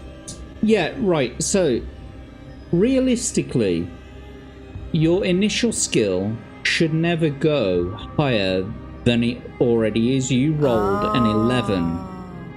You also have a current skill of 11. Yeah, right? That's true. So theoretically, because it doesn't say add 1 to your attack strength, I don't think it actually allows to add 1 skill point, which is a bit shit, really. Yeah, that's fair. That makes sense. It's like, that is like in video games. If you, let's say you drink a potion to regain your HP, but you're already at max HP, you're just forfeiting those last few points. So it doesn't specifically say. No, it doesn't. But I'm going to add something to the sword to make it a little bit more fun. Okay. And we'll get to that on the next battle. Anyway. Okay. Do you wish to rummage through the orc's backpack, or would you rather walk through the tunnel? Let's rummage through the orc's backpack. I hope it's not booby-trapped. No boobies. Okie dokie. No boobies? This is one time. We don't want boobies. Inside the backpack, you find a pair of old leather sandals, a stuffed rat, and a mouldy loaf. If you wish to eat the loaf, turn to 247. If you would prefer to leave the cave immediately, turn to 221. It's moldy. We don't need food poisoning in this cave. Let's leave. Let's turn to 221. I'm not eating that. Eat the rat. Eat the rat. Yeah.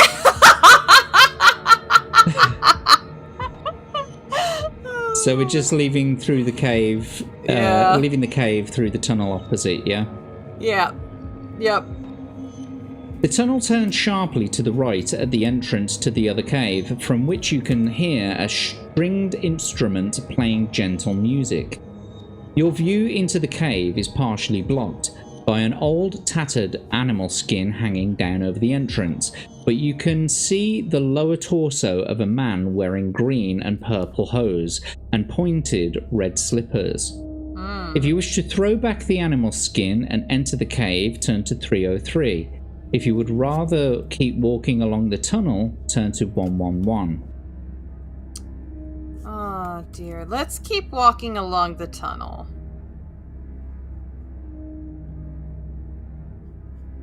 In the distance, you can hear chanting voices. Soon, the tunnel ends at the entrance to a large cavern. Kneeling down before an ice effigy in the shape of a demon, with their hooded faces pressed to the ice floor in worship, are 10 of the Snow Witch's followers. Jesus. There are 2 exits from the cave, one straight ahead and one to your right. If you wish to pretend to be one of the worshippers and walk boldly into the cavern, turn to 300.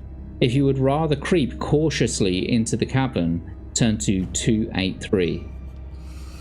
Don't forget you also have a backtrack.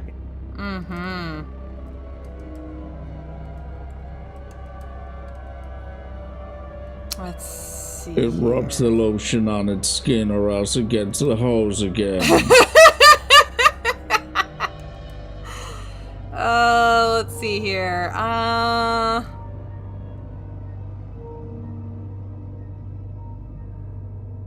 Eclectic saying, watching Jack read this is like watching old dubbed Japanese movies. Is my voice out of sync with the camera? Oh, I hope not. I hope not. I don't think so. I'm gonna say let's creep cautiously into the cavern. You breathe in deeply and walk stealthily behind the effigy towards the tunnel opposite. Well, that was easy enough. Wow, okay, really? I was expecting another luck roll. Whew. Oh, hang on. Oh. What number was the page? 370. Okay, 370. Oh! So, you are almost at the entrance to the tunnel when the worshippers stop their chanting. They stand up and one of them calls out, asking why you did not stop to sing the praises of the Frozen One. If you have a magic flute, you can tell them you've been ordered to go and play for the Snow Witch. Otherwise, you may fight them or try to run for the tunnel. So you don't have the flute, so you're going to either have to try to fight them or try to run for the tunnel. Damn. Or you can backtrack. But remember, the choice was to pretend to be one of the Snow Witch's followers or creep past them, which is what you did. Right.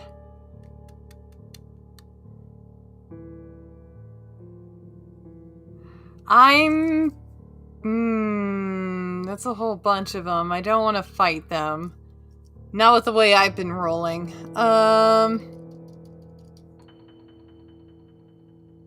Let's backtrack. I'm gonna backtrack. I'm gonna backtrack. Right then. Cause I'm thinking if I run down that tunnel, they're gonna follow me to whatever danger lies next, and then it's just gonna be multiplied on me. So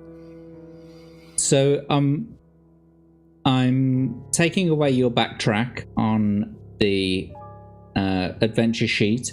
Don't forget, you still have $7 in the pot. Okay. If you wish to use them, I need to go back to here, I believe it was. Hang on. Yeah. So you wish to pretend to be one of the worshippers and walk boldly into the cavern. Is that correct? Yes. Yeah. You breathe in and stride confidently into the cavern, hoping not to attract any attention. You walk behind the effigy towards the tunnel opposite. Test your luck. Of course. Test your luck. All right. Hang on. So before you test your luck, you've got to get 6 or below on 2d6 to be lucky. Now, at this point, you have $7 to use on a monetization option. You could return all of your stats to their initial values by using 5. Yeah, that's right. That's really tempting. You could try for a potion of choice, and if you roll a 6, then you get a luck potion.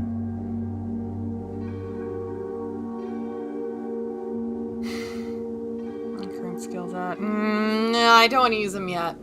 Not yet. I'm gonna hold off on using any of those. Okay. Well, then you've got to get 6 or below on 2d6. All right. Oh, fingers crossed. Shit. 11. Damn. Okay. So I'm going to reduce your luck down to 5. Okay. And you were unlucky, turning to 370. Sorry, is there anything else you want to do to mitigate that? Do you want to do anything with that? You've only got 7, so you...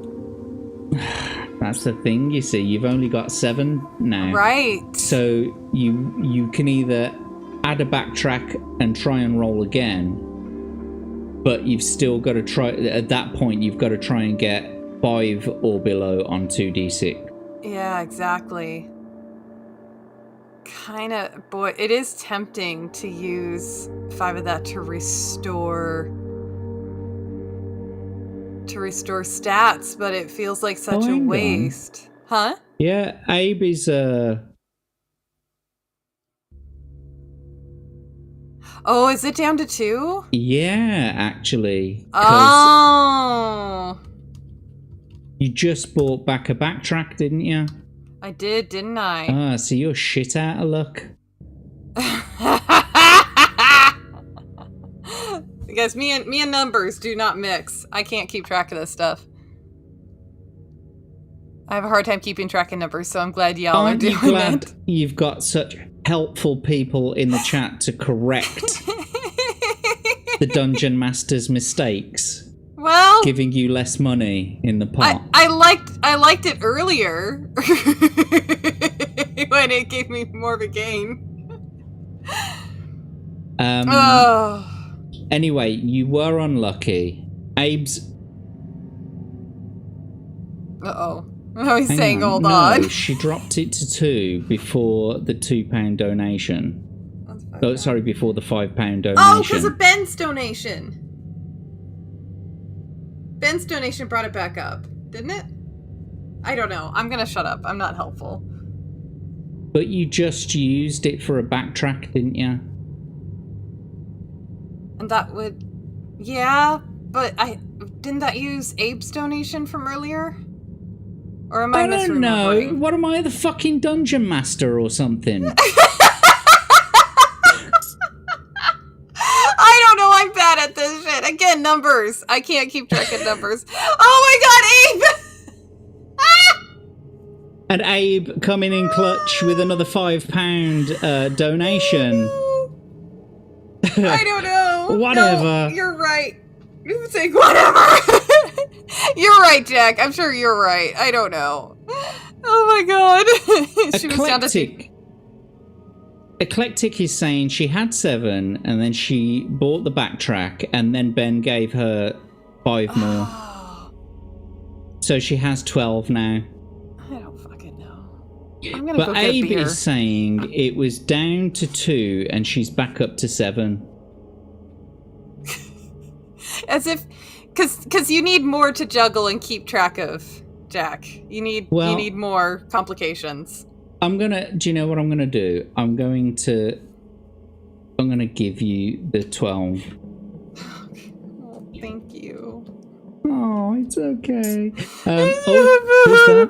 Oh, Ben! And Abe! Oh my god, you guys! Oh, Yes. Bendover has tipped another £5, oh. saying more monies. More monies! Ben and Abe, you guys are so sweet. Thank you. If I don't fucking survive this, I'm gonna get angry. I'm gonna get angry if I fuck this up. So now your pot is up to 17. Holy shit, thank you. Oh my god. So now you actually have the option of doing buying back another backtrack and restoring all of your stats.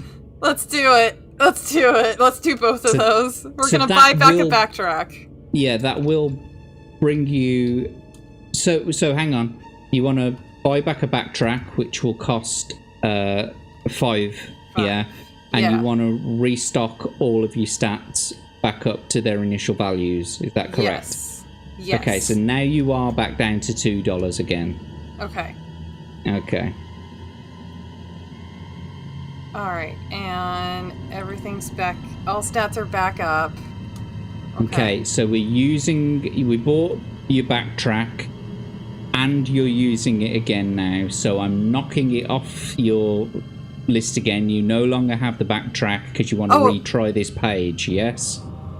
Because otherwise you've got to be unlucky and we've got to go that way. That's right. Oh, that's right. Okay, yeah, no, I'm just confusing myself. All right.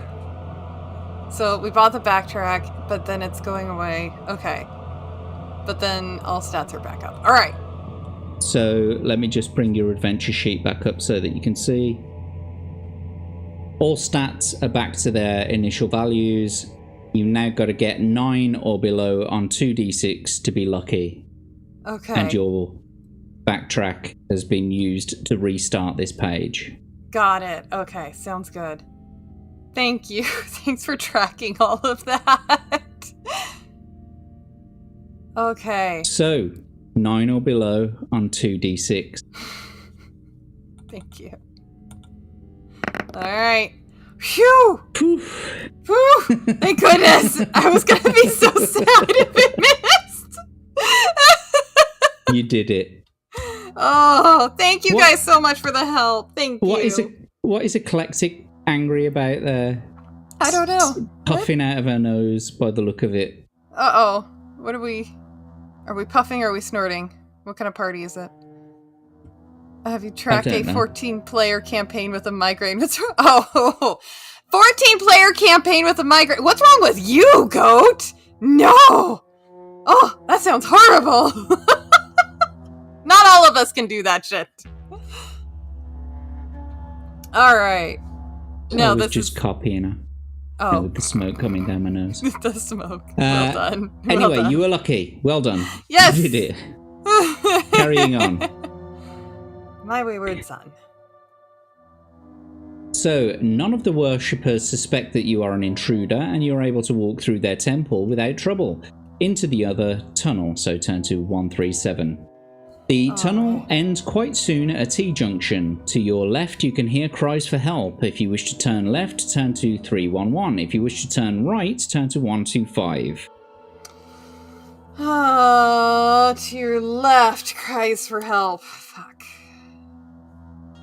I feel like it's a trap, but we're gonna go to the left. The tunnel ends at the edge of a pit out of which a dwarf is trying to climb, but it keeps on slipping back. The floor of the pit is covered with large ice boulders which have crashed down from the shaft above the pit. Ooh. One lands on the dwarf's shoulders and you hear wild cheers from the top of the shaft as he tumbles to the floor. The dwarf sees you and shouts, "Curse you, stranger, if you do not aid me. I see that you're not wearing a collar." Oh! Oh, If that's an you wish identifier. to help the dwarf out of the pit, turn to 376. If you would rather ignore his pleas and walk back to the junction, turn to 57. What could the collar mean? I guess the collar means that you're a follower of the Ice Queen, or witch. Maybe. So what are you going to do? I'm gonna help the dwarf. Okay.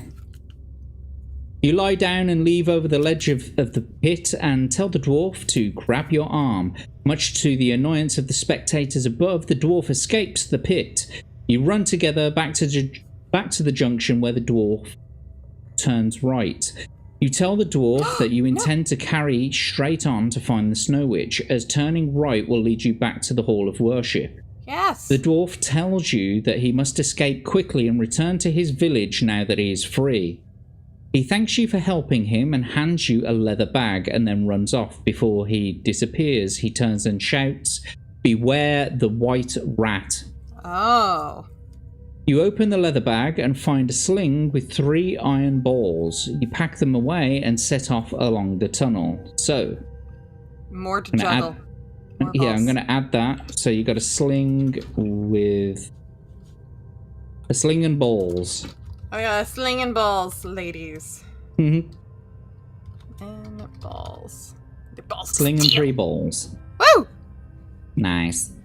Extra I put my balls in the sling. You pack them away and set off along the tunnel.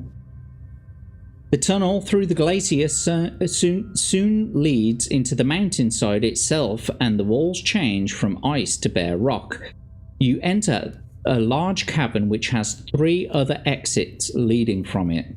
One to your left, one to your right, and the main one carved as a giant skull directly lying opposite. As you enter, an ugly robed man steps out of the mouth of the skull holding a glass prism in his outstretched hands. He commands you to turn back, as only the Snow Witch's personal servants are allowed inside the mountain. Fuck. If you have a magic flute, you may wish to tell him that you've been asked to come and play for the Snow Witch. Or you may attack him with your sword. Damn, wish I had this flute. Looks like you got to attack him with your sword because you don't have the flute. Yeah, I guess into battle we go. The ugly man sneers at you as you draw your sword. He rubs the prism in his hands, and suddenly 3 identical images of himself appear. They walk towards you. Each one has a dagger raised in his right hand. 2 of the images must be illusions, but which one will you strike with your sword? Will you strike the man to your left, the man in the middle, or the man to your right? Let's do the one to the left. Turn to 99. The illusionist laughs out loud as your sword merely cuts through one of the images. His dagger plunges into your shoulder. Lose 2 stamina points. Rat bastard. 14? Yep, you're down to 14, I'm afraid. Okay. Turn to 279. The illusionist withdraws his dagger and his 3 images prepare to strike you again. You decide to swipe your blade across all of the images in an attempt to strike the real illusionist. Test your luck.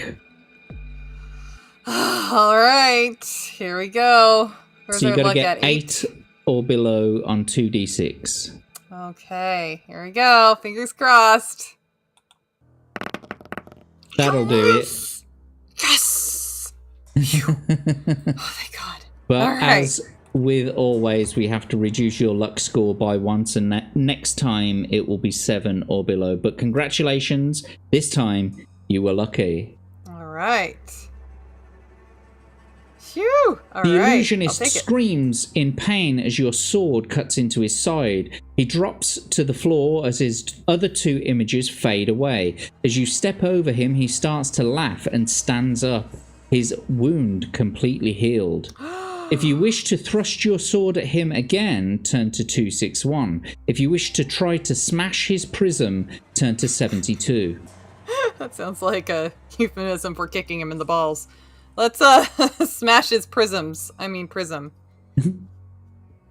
You pretend to give up the fight and then suddenly leap at the illusionist. Catching him momentarily off guard, you manage to snatch the prism out of his hands and throw it onto the floor. It shatters into many pieces and the illusionist turns and flees into the skull mouth, screaming at the top of his voice. Smoke rises from the shattered fragments of the prism and forms itself into the shape of a bald fat man, a genie. Oh. Hovering in mid-air, he bows and thanks you for releasing him. He tells you that if you call on him, he will make you invisible just once as a token of his gratitude. Without saying another word, the image shimmers and disappears. You now have to decide which way to head. Will you enter the tunnel to the left, enter the tunnel with the skull mouth, or enter the tunnel to your right? Let's enter the tunnel with the skull mouth. Sounds like that's where the witch is. The tunnel soon leads into another cavern where you see a huge white-bearded man with white furs lifting a wooden chest onto a high shelf. He's a frost giant. There is only one other exit out of his lair via the tunnel opposite in the wall. If you wish to run through his lair into the tunnel opposite, turn to 243. If you wish to attack him, turn to 112. I want to turn invisible and run through.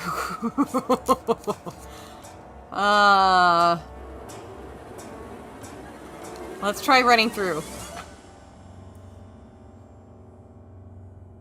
You wait until the frost giant has his back to you and then run through his lair. You reach the next tunnel before the slow-moving giant realizes what's happening, but you do not stop running. Oof, okay. You soon arrive at crossroads in the tunnel, however you have no time to examine the left and right branches as a strange humanoid is advancing towards you from straight ahead.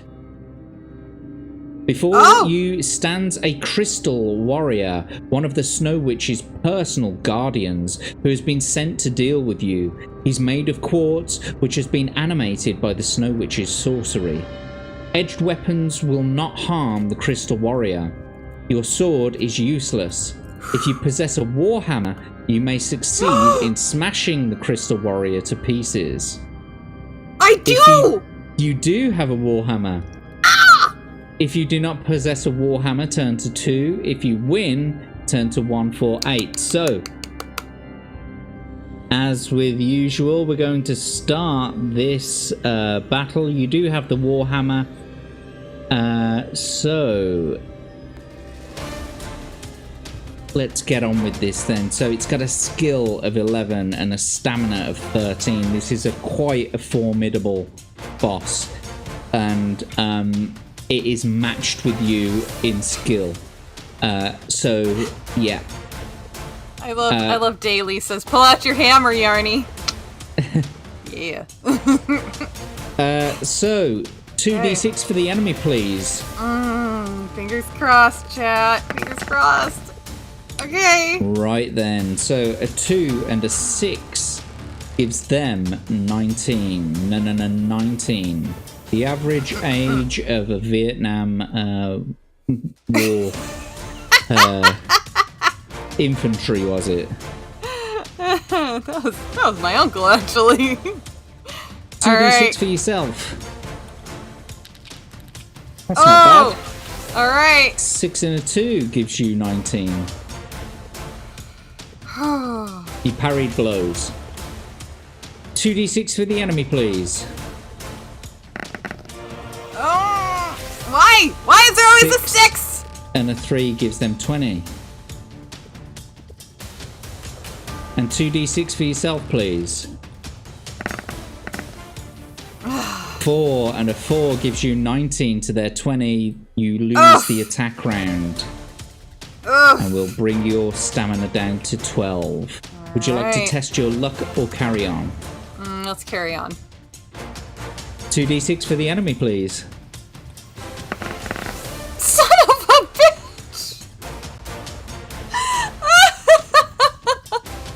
6 and a 5 gives them 22.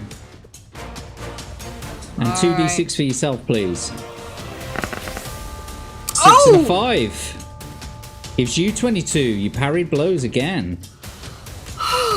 Thank you, 2d6. Jesus. Jesus, take the wheel. Jesus, take the warhammer. Okay, sorry. I accidentally 3 and a 2 gives them 16. And 2d6 for yourself, please. Oh, nice! yeah! Not only do you win the attack round, but you do 1 extra damage, bringing them down to 10 instead of 11. Well done. Would you like to test your luck and see if you can do any more damage? It'll do 2 more damage if you're lucky, but we'll give them 1 back if you're unlucky.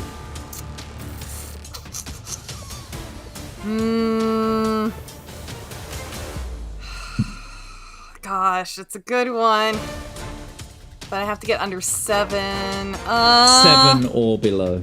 Yeah. Okay, 7 or below. All right. Yeah, let's go ahead. Let's test luck. 2d6 then. All right. Fingers crossed. You did it. Oh, that's so exciting. So you've reduced their stamina down to 8 now. To start the next attack round, 2d6 for the enemy, please. Okay. 6 and a 2 gives them 19. Alright. And 2d6 for yourself, please. 5 and a 1, I don't think it's going to cut it. 17 against their 19. That means that you're down to a stamina of 10. Would you like to test your luck or carry on? Carry on. 2d6 for the enemy, please. Okay. A 3 and a 4 gives them 18. And then roll 2d6 for yourself, please. Oh, unlucky. Oof. A 3 and a 1 gives you 15. Which means you lose the attack round and you're now down to 8 stamina. Test your luck or carry on. Let's carry on. 2d6 for the enemy, please. I'm going to take it as a 2 and a 4, which gives them 17. Okay. Because that's what I can see on my page anyway. Yeah, that's what's showing on my page. I'm sure it is. 2d6 for yourself, please. A 3 and a 4 gives you 18, which means you just scrape in, winning the attack round, bringing their stamina down to 6. Would you like to test your luck or carry on? Let's carry on. Okay, 2d6 for the enemy, please. Oh, that's not bad. A 1 and a 4 gives them 16. Okay. And 2d6 for yourself, please. A 5 and a 4 gives you 20, which means you win that attack round and will bring their stamina down to 4. Nearly there. Do you want to test your luck or carry on? Carry on. 2d6 for the enemy then, please. A 5 and a 4 gives them 20. And 2d6 for yourself, please. Come on, double 6s. Oh! 6 and a 5 gives you 22. God damn. You win the attack round and you bring their stamina down to 2. Would you like to test your luck or carry on? Let's carry on. 2d6 for the enemy, please. Oh no! 5 and a 4 again gives them 20. Okay. Can you be lucky enough to beat them with a score higher than 20? 2d6 for yourself, please. I think you've done it. Yeah, I think so. 21 against their 20. You scraped in just at the end there. Suck on these balls. Take it. Congratulations, Yarnie. Thank you. Whew. You managed to do it yet again. Oh, thank God. My hands are sweating. So are my balls. Oh, excellent. Hey, lucky I for got you, some spare you ones. can't smell them. Yeah, I'm glad I'm on this side of the globe. You fucking need to be as well.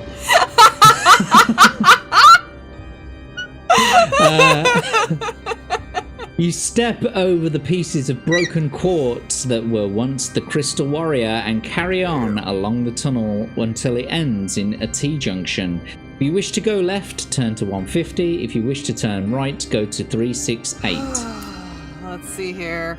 I think going left has served me well so far, so let's continue to go left. Abe says he can smell them, Jack Tarlad. That's It's okay. because you've got your head between my legs. Thanks, Abe. Oh wait, Crimson is saying right. Let's go right.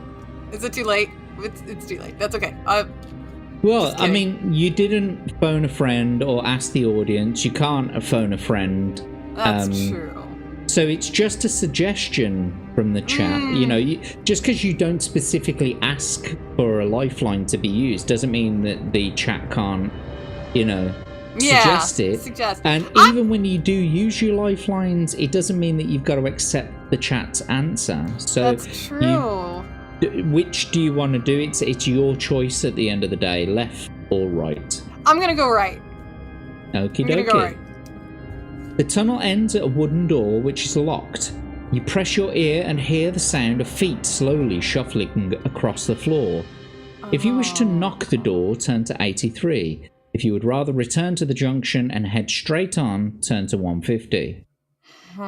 So it's asking you essentially, do you want to go back to where you came from and go the way that you didn't come? Or do you want to come this way and knock on the door? There's got to be a reason for it. There's like no other way to go apart from back to the junction. You know what? Now that I know what's here, let's turn back. Yeah, let's return to the junction and head straight on, see what's on the other end. It could Are you be. sure? Don't put that doubt in my head, you fucker. God damn it. The gaslighting intensifies. It's super effective.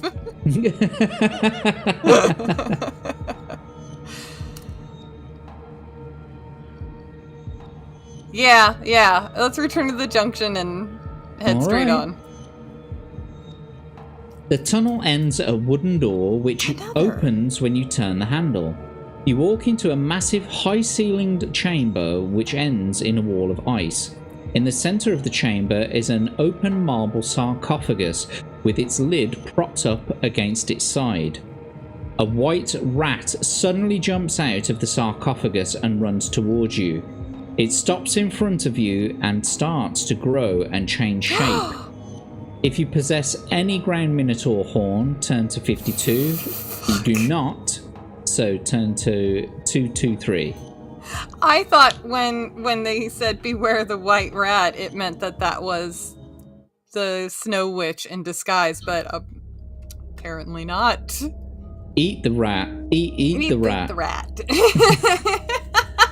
The creature soon towers above you and develops a rough white reptilian skin. Its neck extends to support a giant head with smoking nostrils, and wings protrude from its back. Before you stands the ancient white dragon. If you're wearing a copper ring, you're not. If you are not, you must fight the mighty beast as you stand. In addition to its normal attack, throw one die every attack round for its freezing cold breath. Oh my god, I'm gonna die.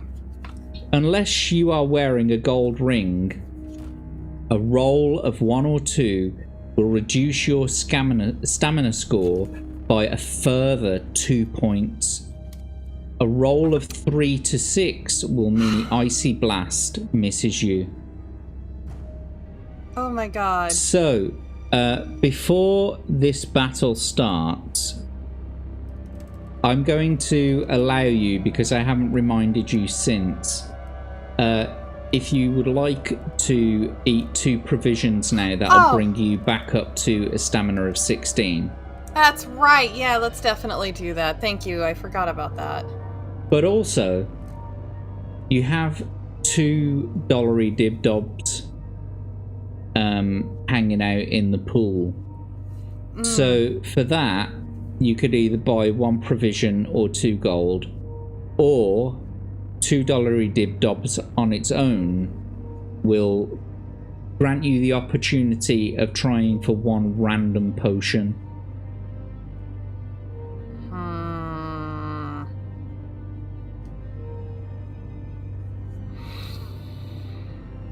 The random potion...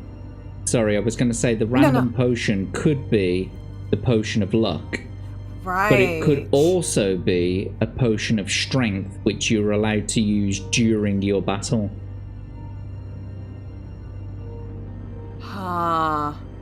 Well, definitely want to eat the provisions, and I think I want to try for a random potion.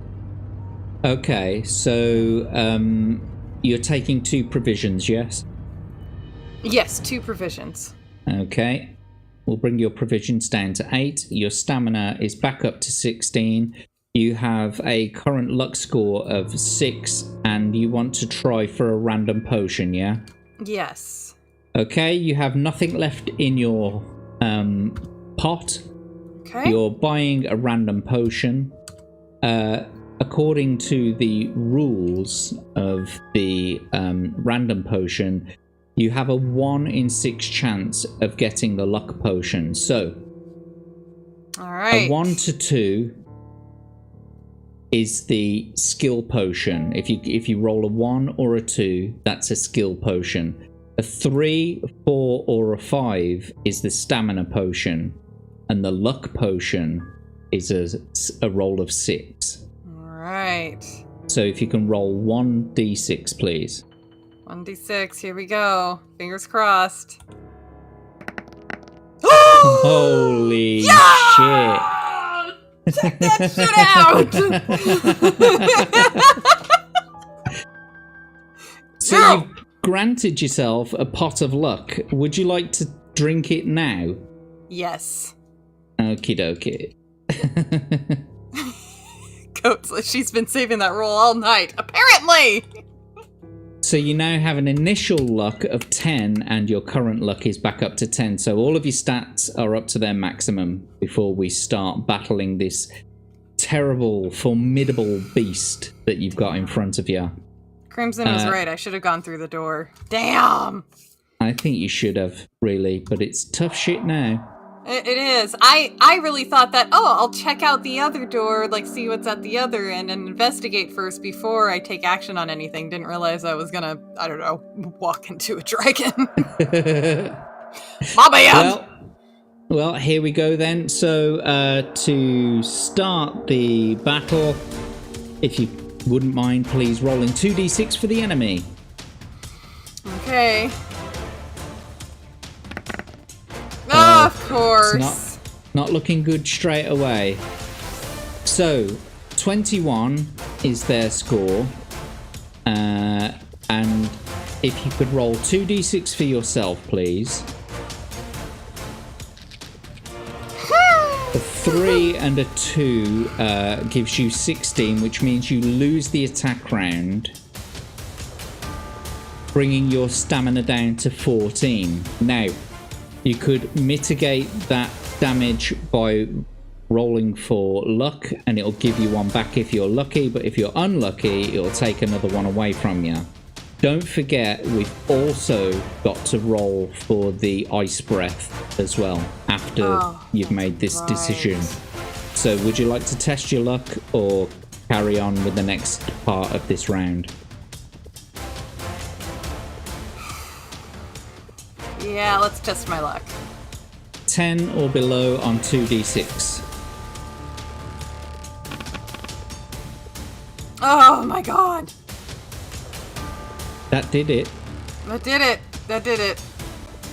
So we'll bring you back up to 15. We'll bring your luck down to 9. And now, in addition to the normal attack, Throw 1 die every attack round for its freezing cold breath, unless you are wearing a gold ring, which you're not. A roll of 1 or 2 will reduce your stamina score by a further 2 points. 3 to 6 will mean that it misses you. So roll 1d6, please. Alright. Oh, you are lucky. You are very close. lucky. Well done. Next attack round, please. 2d6 for the enemy. And Crimson Shadow is asking, how does the Insta-kill spell work?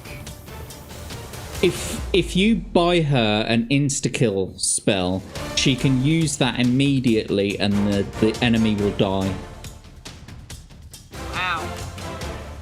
Wow, that's epic. That's how like powerful that potion is. So £15 grants the insta-kill spell, which allows the adventurer to instantly kill an enemy. Oh wow. Okay. All right. Would you like to? Oh, here. Sorry. So that's a 2 and a 4. I'm gonna count it, but okay. We're gonna just put it in there for now.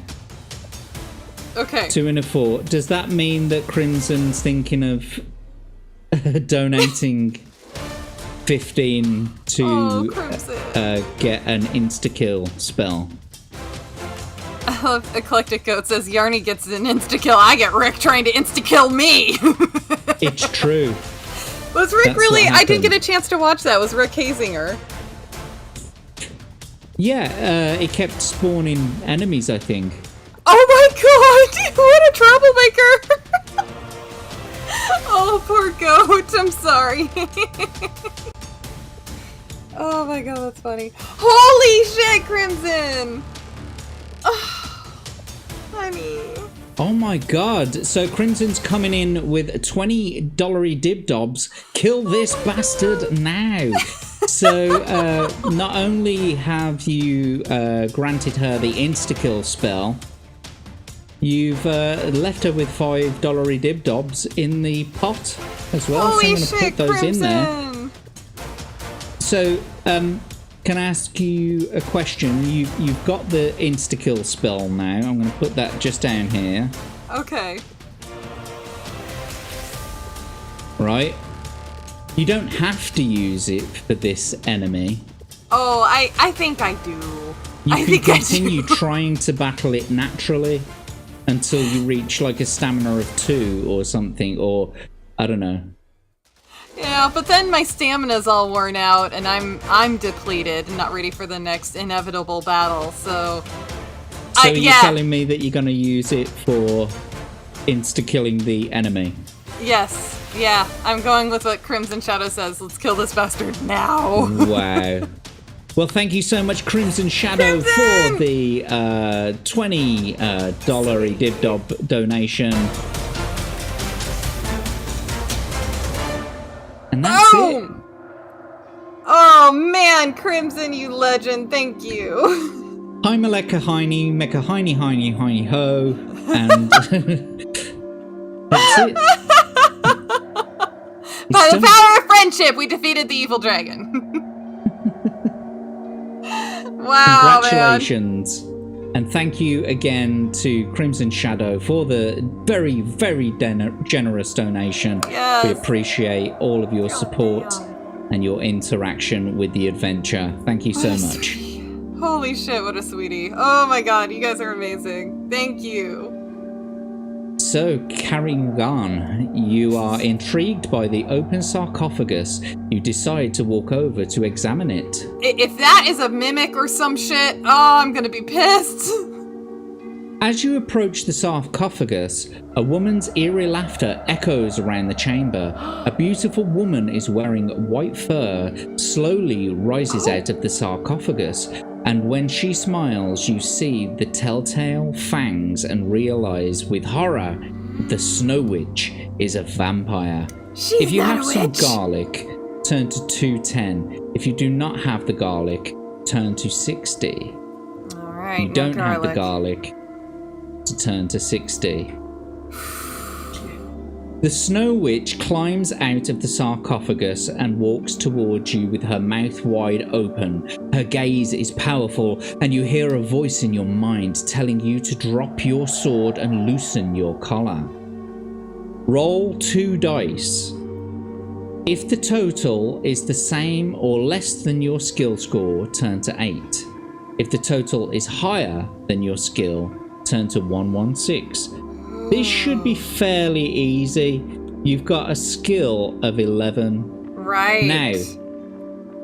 Now is not the time to roll double sixes, okay? Now is not that time. So if you could roll 2d6, please, and it's got to be 11 or below, All right. I believe. Down low. Low thoughts. Low thoughts. Ah, that was easy. My God, it's only because you know what? Honestly, that would have been a lot lower if Crimson Shadow hadn't given me that insta-kill. So No, it wouldn't. No. Your skill hasn't changed much at all. And luckily, like with the luck rolls, we have to reduce your luck score down every time you use it. But this was a skill roll, so we don't have to reduce anything. Oh! So you just won.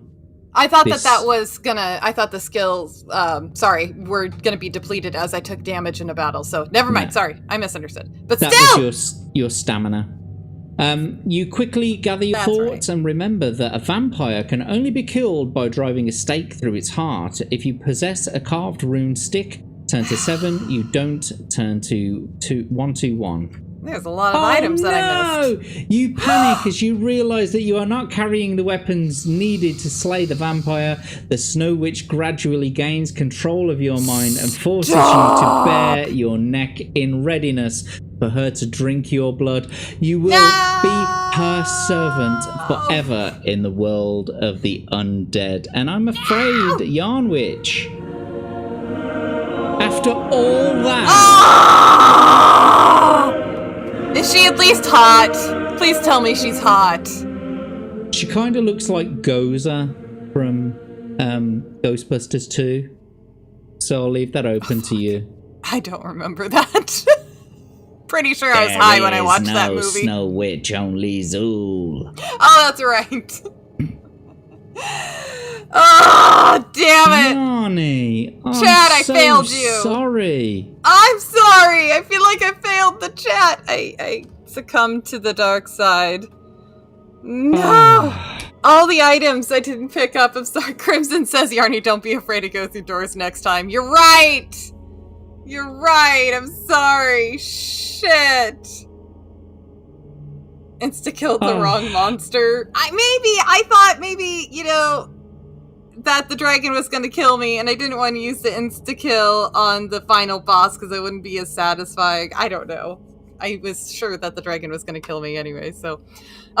damn! I did suggest that you try to kill the dragon naturally. Oh. Just saying. I did throw it out there. However...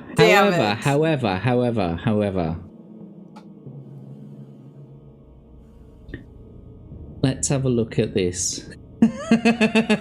What? So, this is steep, right? Okay. This is steep. But a £30 donation gives an extra life. Oh! And I can transport you back to a place within the story where you can make some decisions again, which might lead you in a different route. Oh my god. Nah. You're right, Eclectic Go. It is a pretty bullshit ending. That's a rough one. It is a rough one. It's either garlic steak or fucked. Yes, exactly. That's a decision, yeah. Oh, that was brutal. Time, that is why you need to follow certain doors, you need to go down certain passages. If you don't choose the right one, that's the end of it. Yeah. A £15 donation will give her another insta-kill, is asking Eclectic Goat. You see, in this instance, it can't insta-kill the Snow Witch in this instance.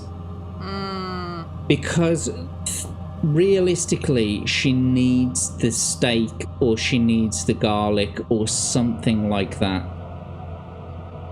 She needs to have picked up that item. Yeah. I can't just...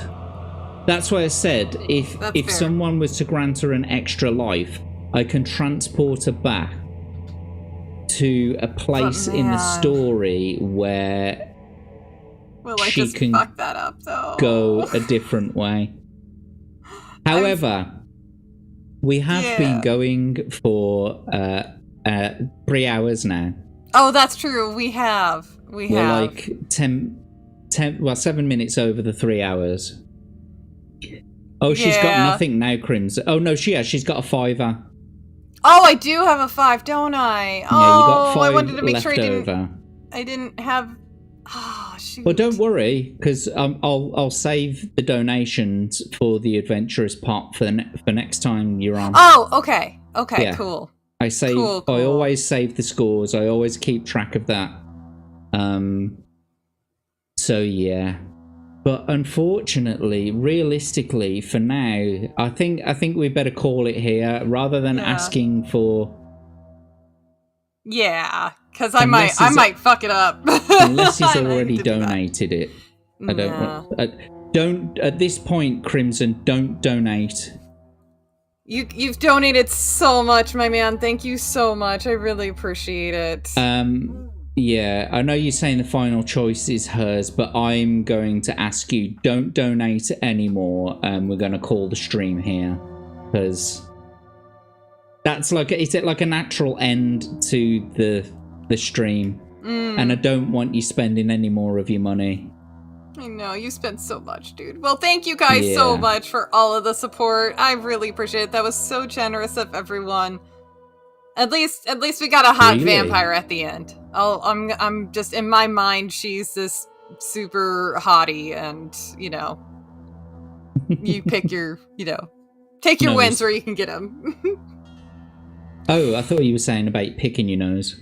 Well, you got to do that too. Sometimes it just calls for it. Well, I'm afraid that Yarnie, your journey has ended here. Yes, it's all right, because we got really far thanks to the chat, thanks to the generous donations of Crimson, Ben, and Abe. Thank you guys so much. I would have died so many times over if it wasn't for all the help.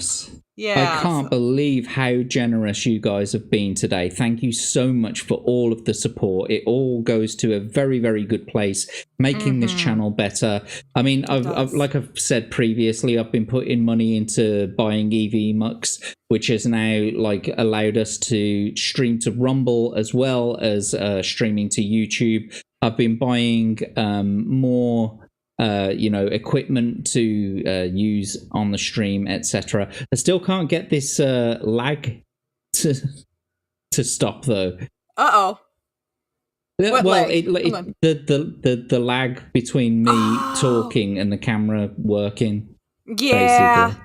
Yeah, that's kind of one of those, I don't know, the tech gods decide one way or the other what their mood is.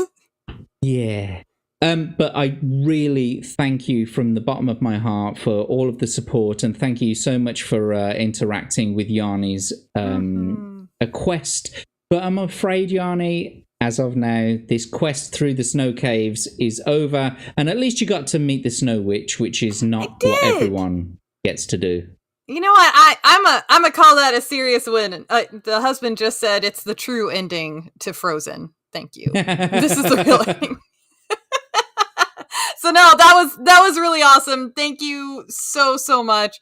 Yes, Crimson, I will take notes. I was actually taking notes this whole time, believe it or not. Maybe not good enough, apparently, but I will make better decisions next time. So thank you so much for the support. This was awesome. Well, no, but the thing is, you see, next time you won't have this book to choose from. No, this is true. No.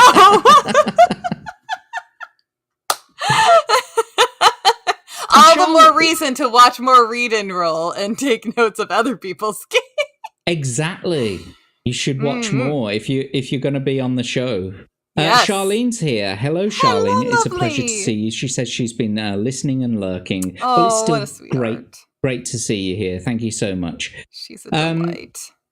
Well, we are going to pick you in the back, I guess, before we say goodbye to the chat and everything. Buy me dinner first. Sorry. You're married. I'm married. I'm a married woman. Hands off. However, before we do ask you to leave, would you please shill all of your wares? Oh, thank you so much. Well, again, thank you so much for having me on here. This has been a lot of fun. And thank you again to the chat for all the interaction and to all the generous donations. I really, really appreciate you guys. You can find me over at Yarnwitch Live on both YouTube and Rumble, where I play games and act crazy, swear a lot, and sometimes I do some crafty things. And yeah, that's me. Well, you can also go to pineandcauldron.com as well. There is that. Yeah. Do you know? I'm kind of separating Pine and Cauldron from Yarnwitch because Yarnwitch is saucy and Pine and Cauldron is. I need to keep that More apolitical. wholesome. Yeah, I need to keep that a little more neutral. Okay, we'll forget what I said about Pine and Cauldron. Yeah, sorry, then. I haven't really said much of anything to anybody. I've been slowly easing away from it. Sorry.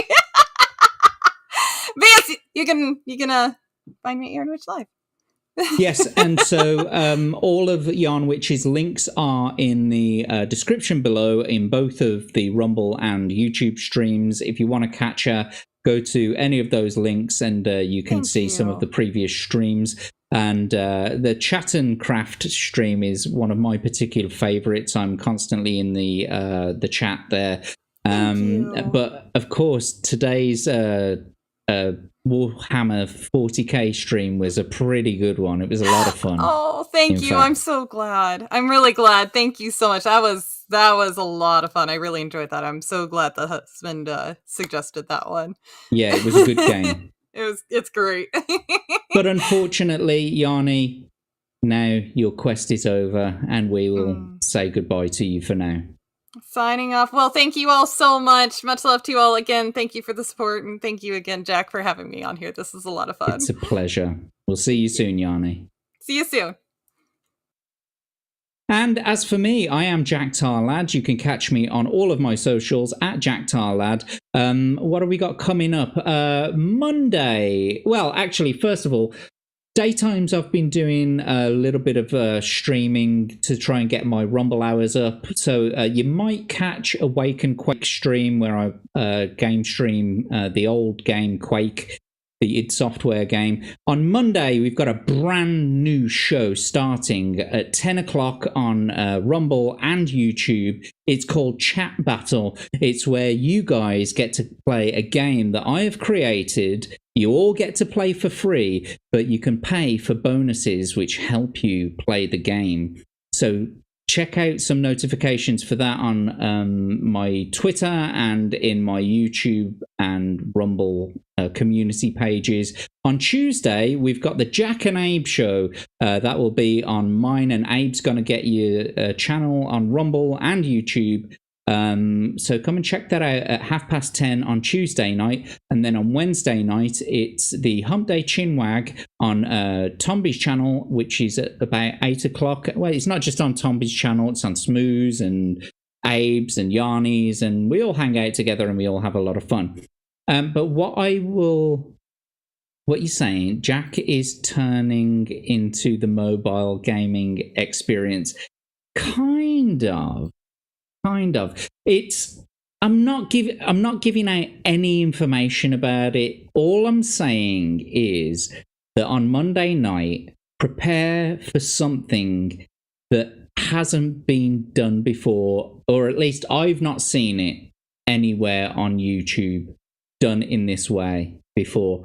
So please look out for the notifications for that. For more information, it'll be Monday at 10 o'clock British time. So look out for that. Anyway, thank you to everybody who's joined us in the chat tonight. You all know who you are, and thank you even extra special to all of our donators. Abe, Crimson Shadow, who else did we have? Bendover. I'm trying to look through all of them now. You all know who you are. Thank you so much for all of your support and all of your donations and all of your chats and everything. You make our show possible.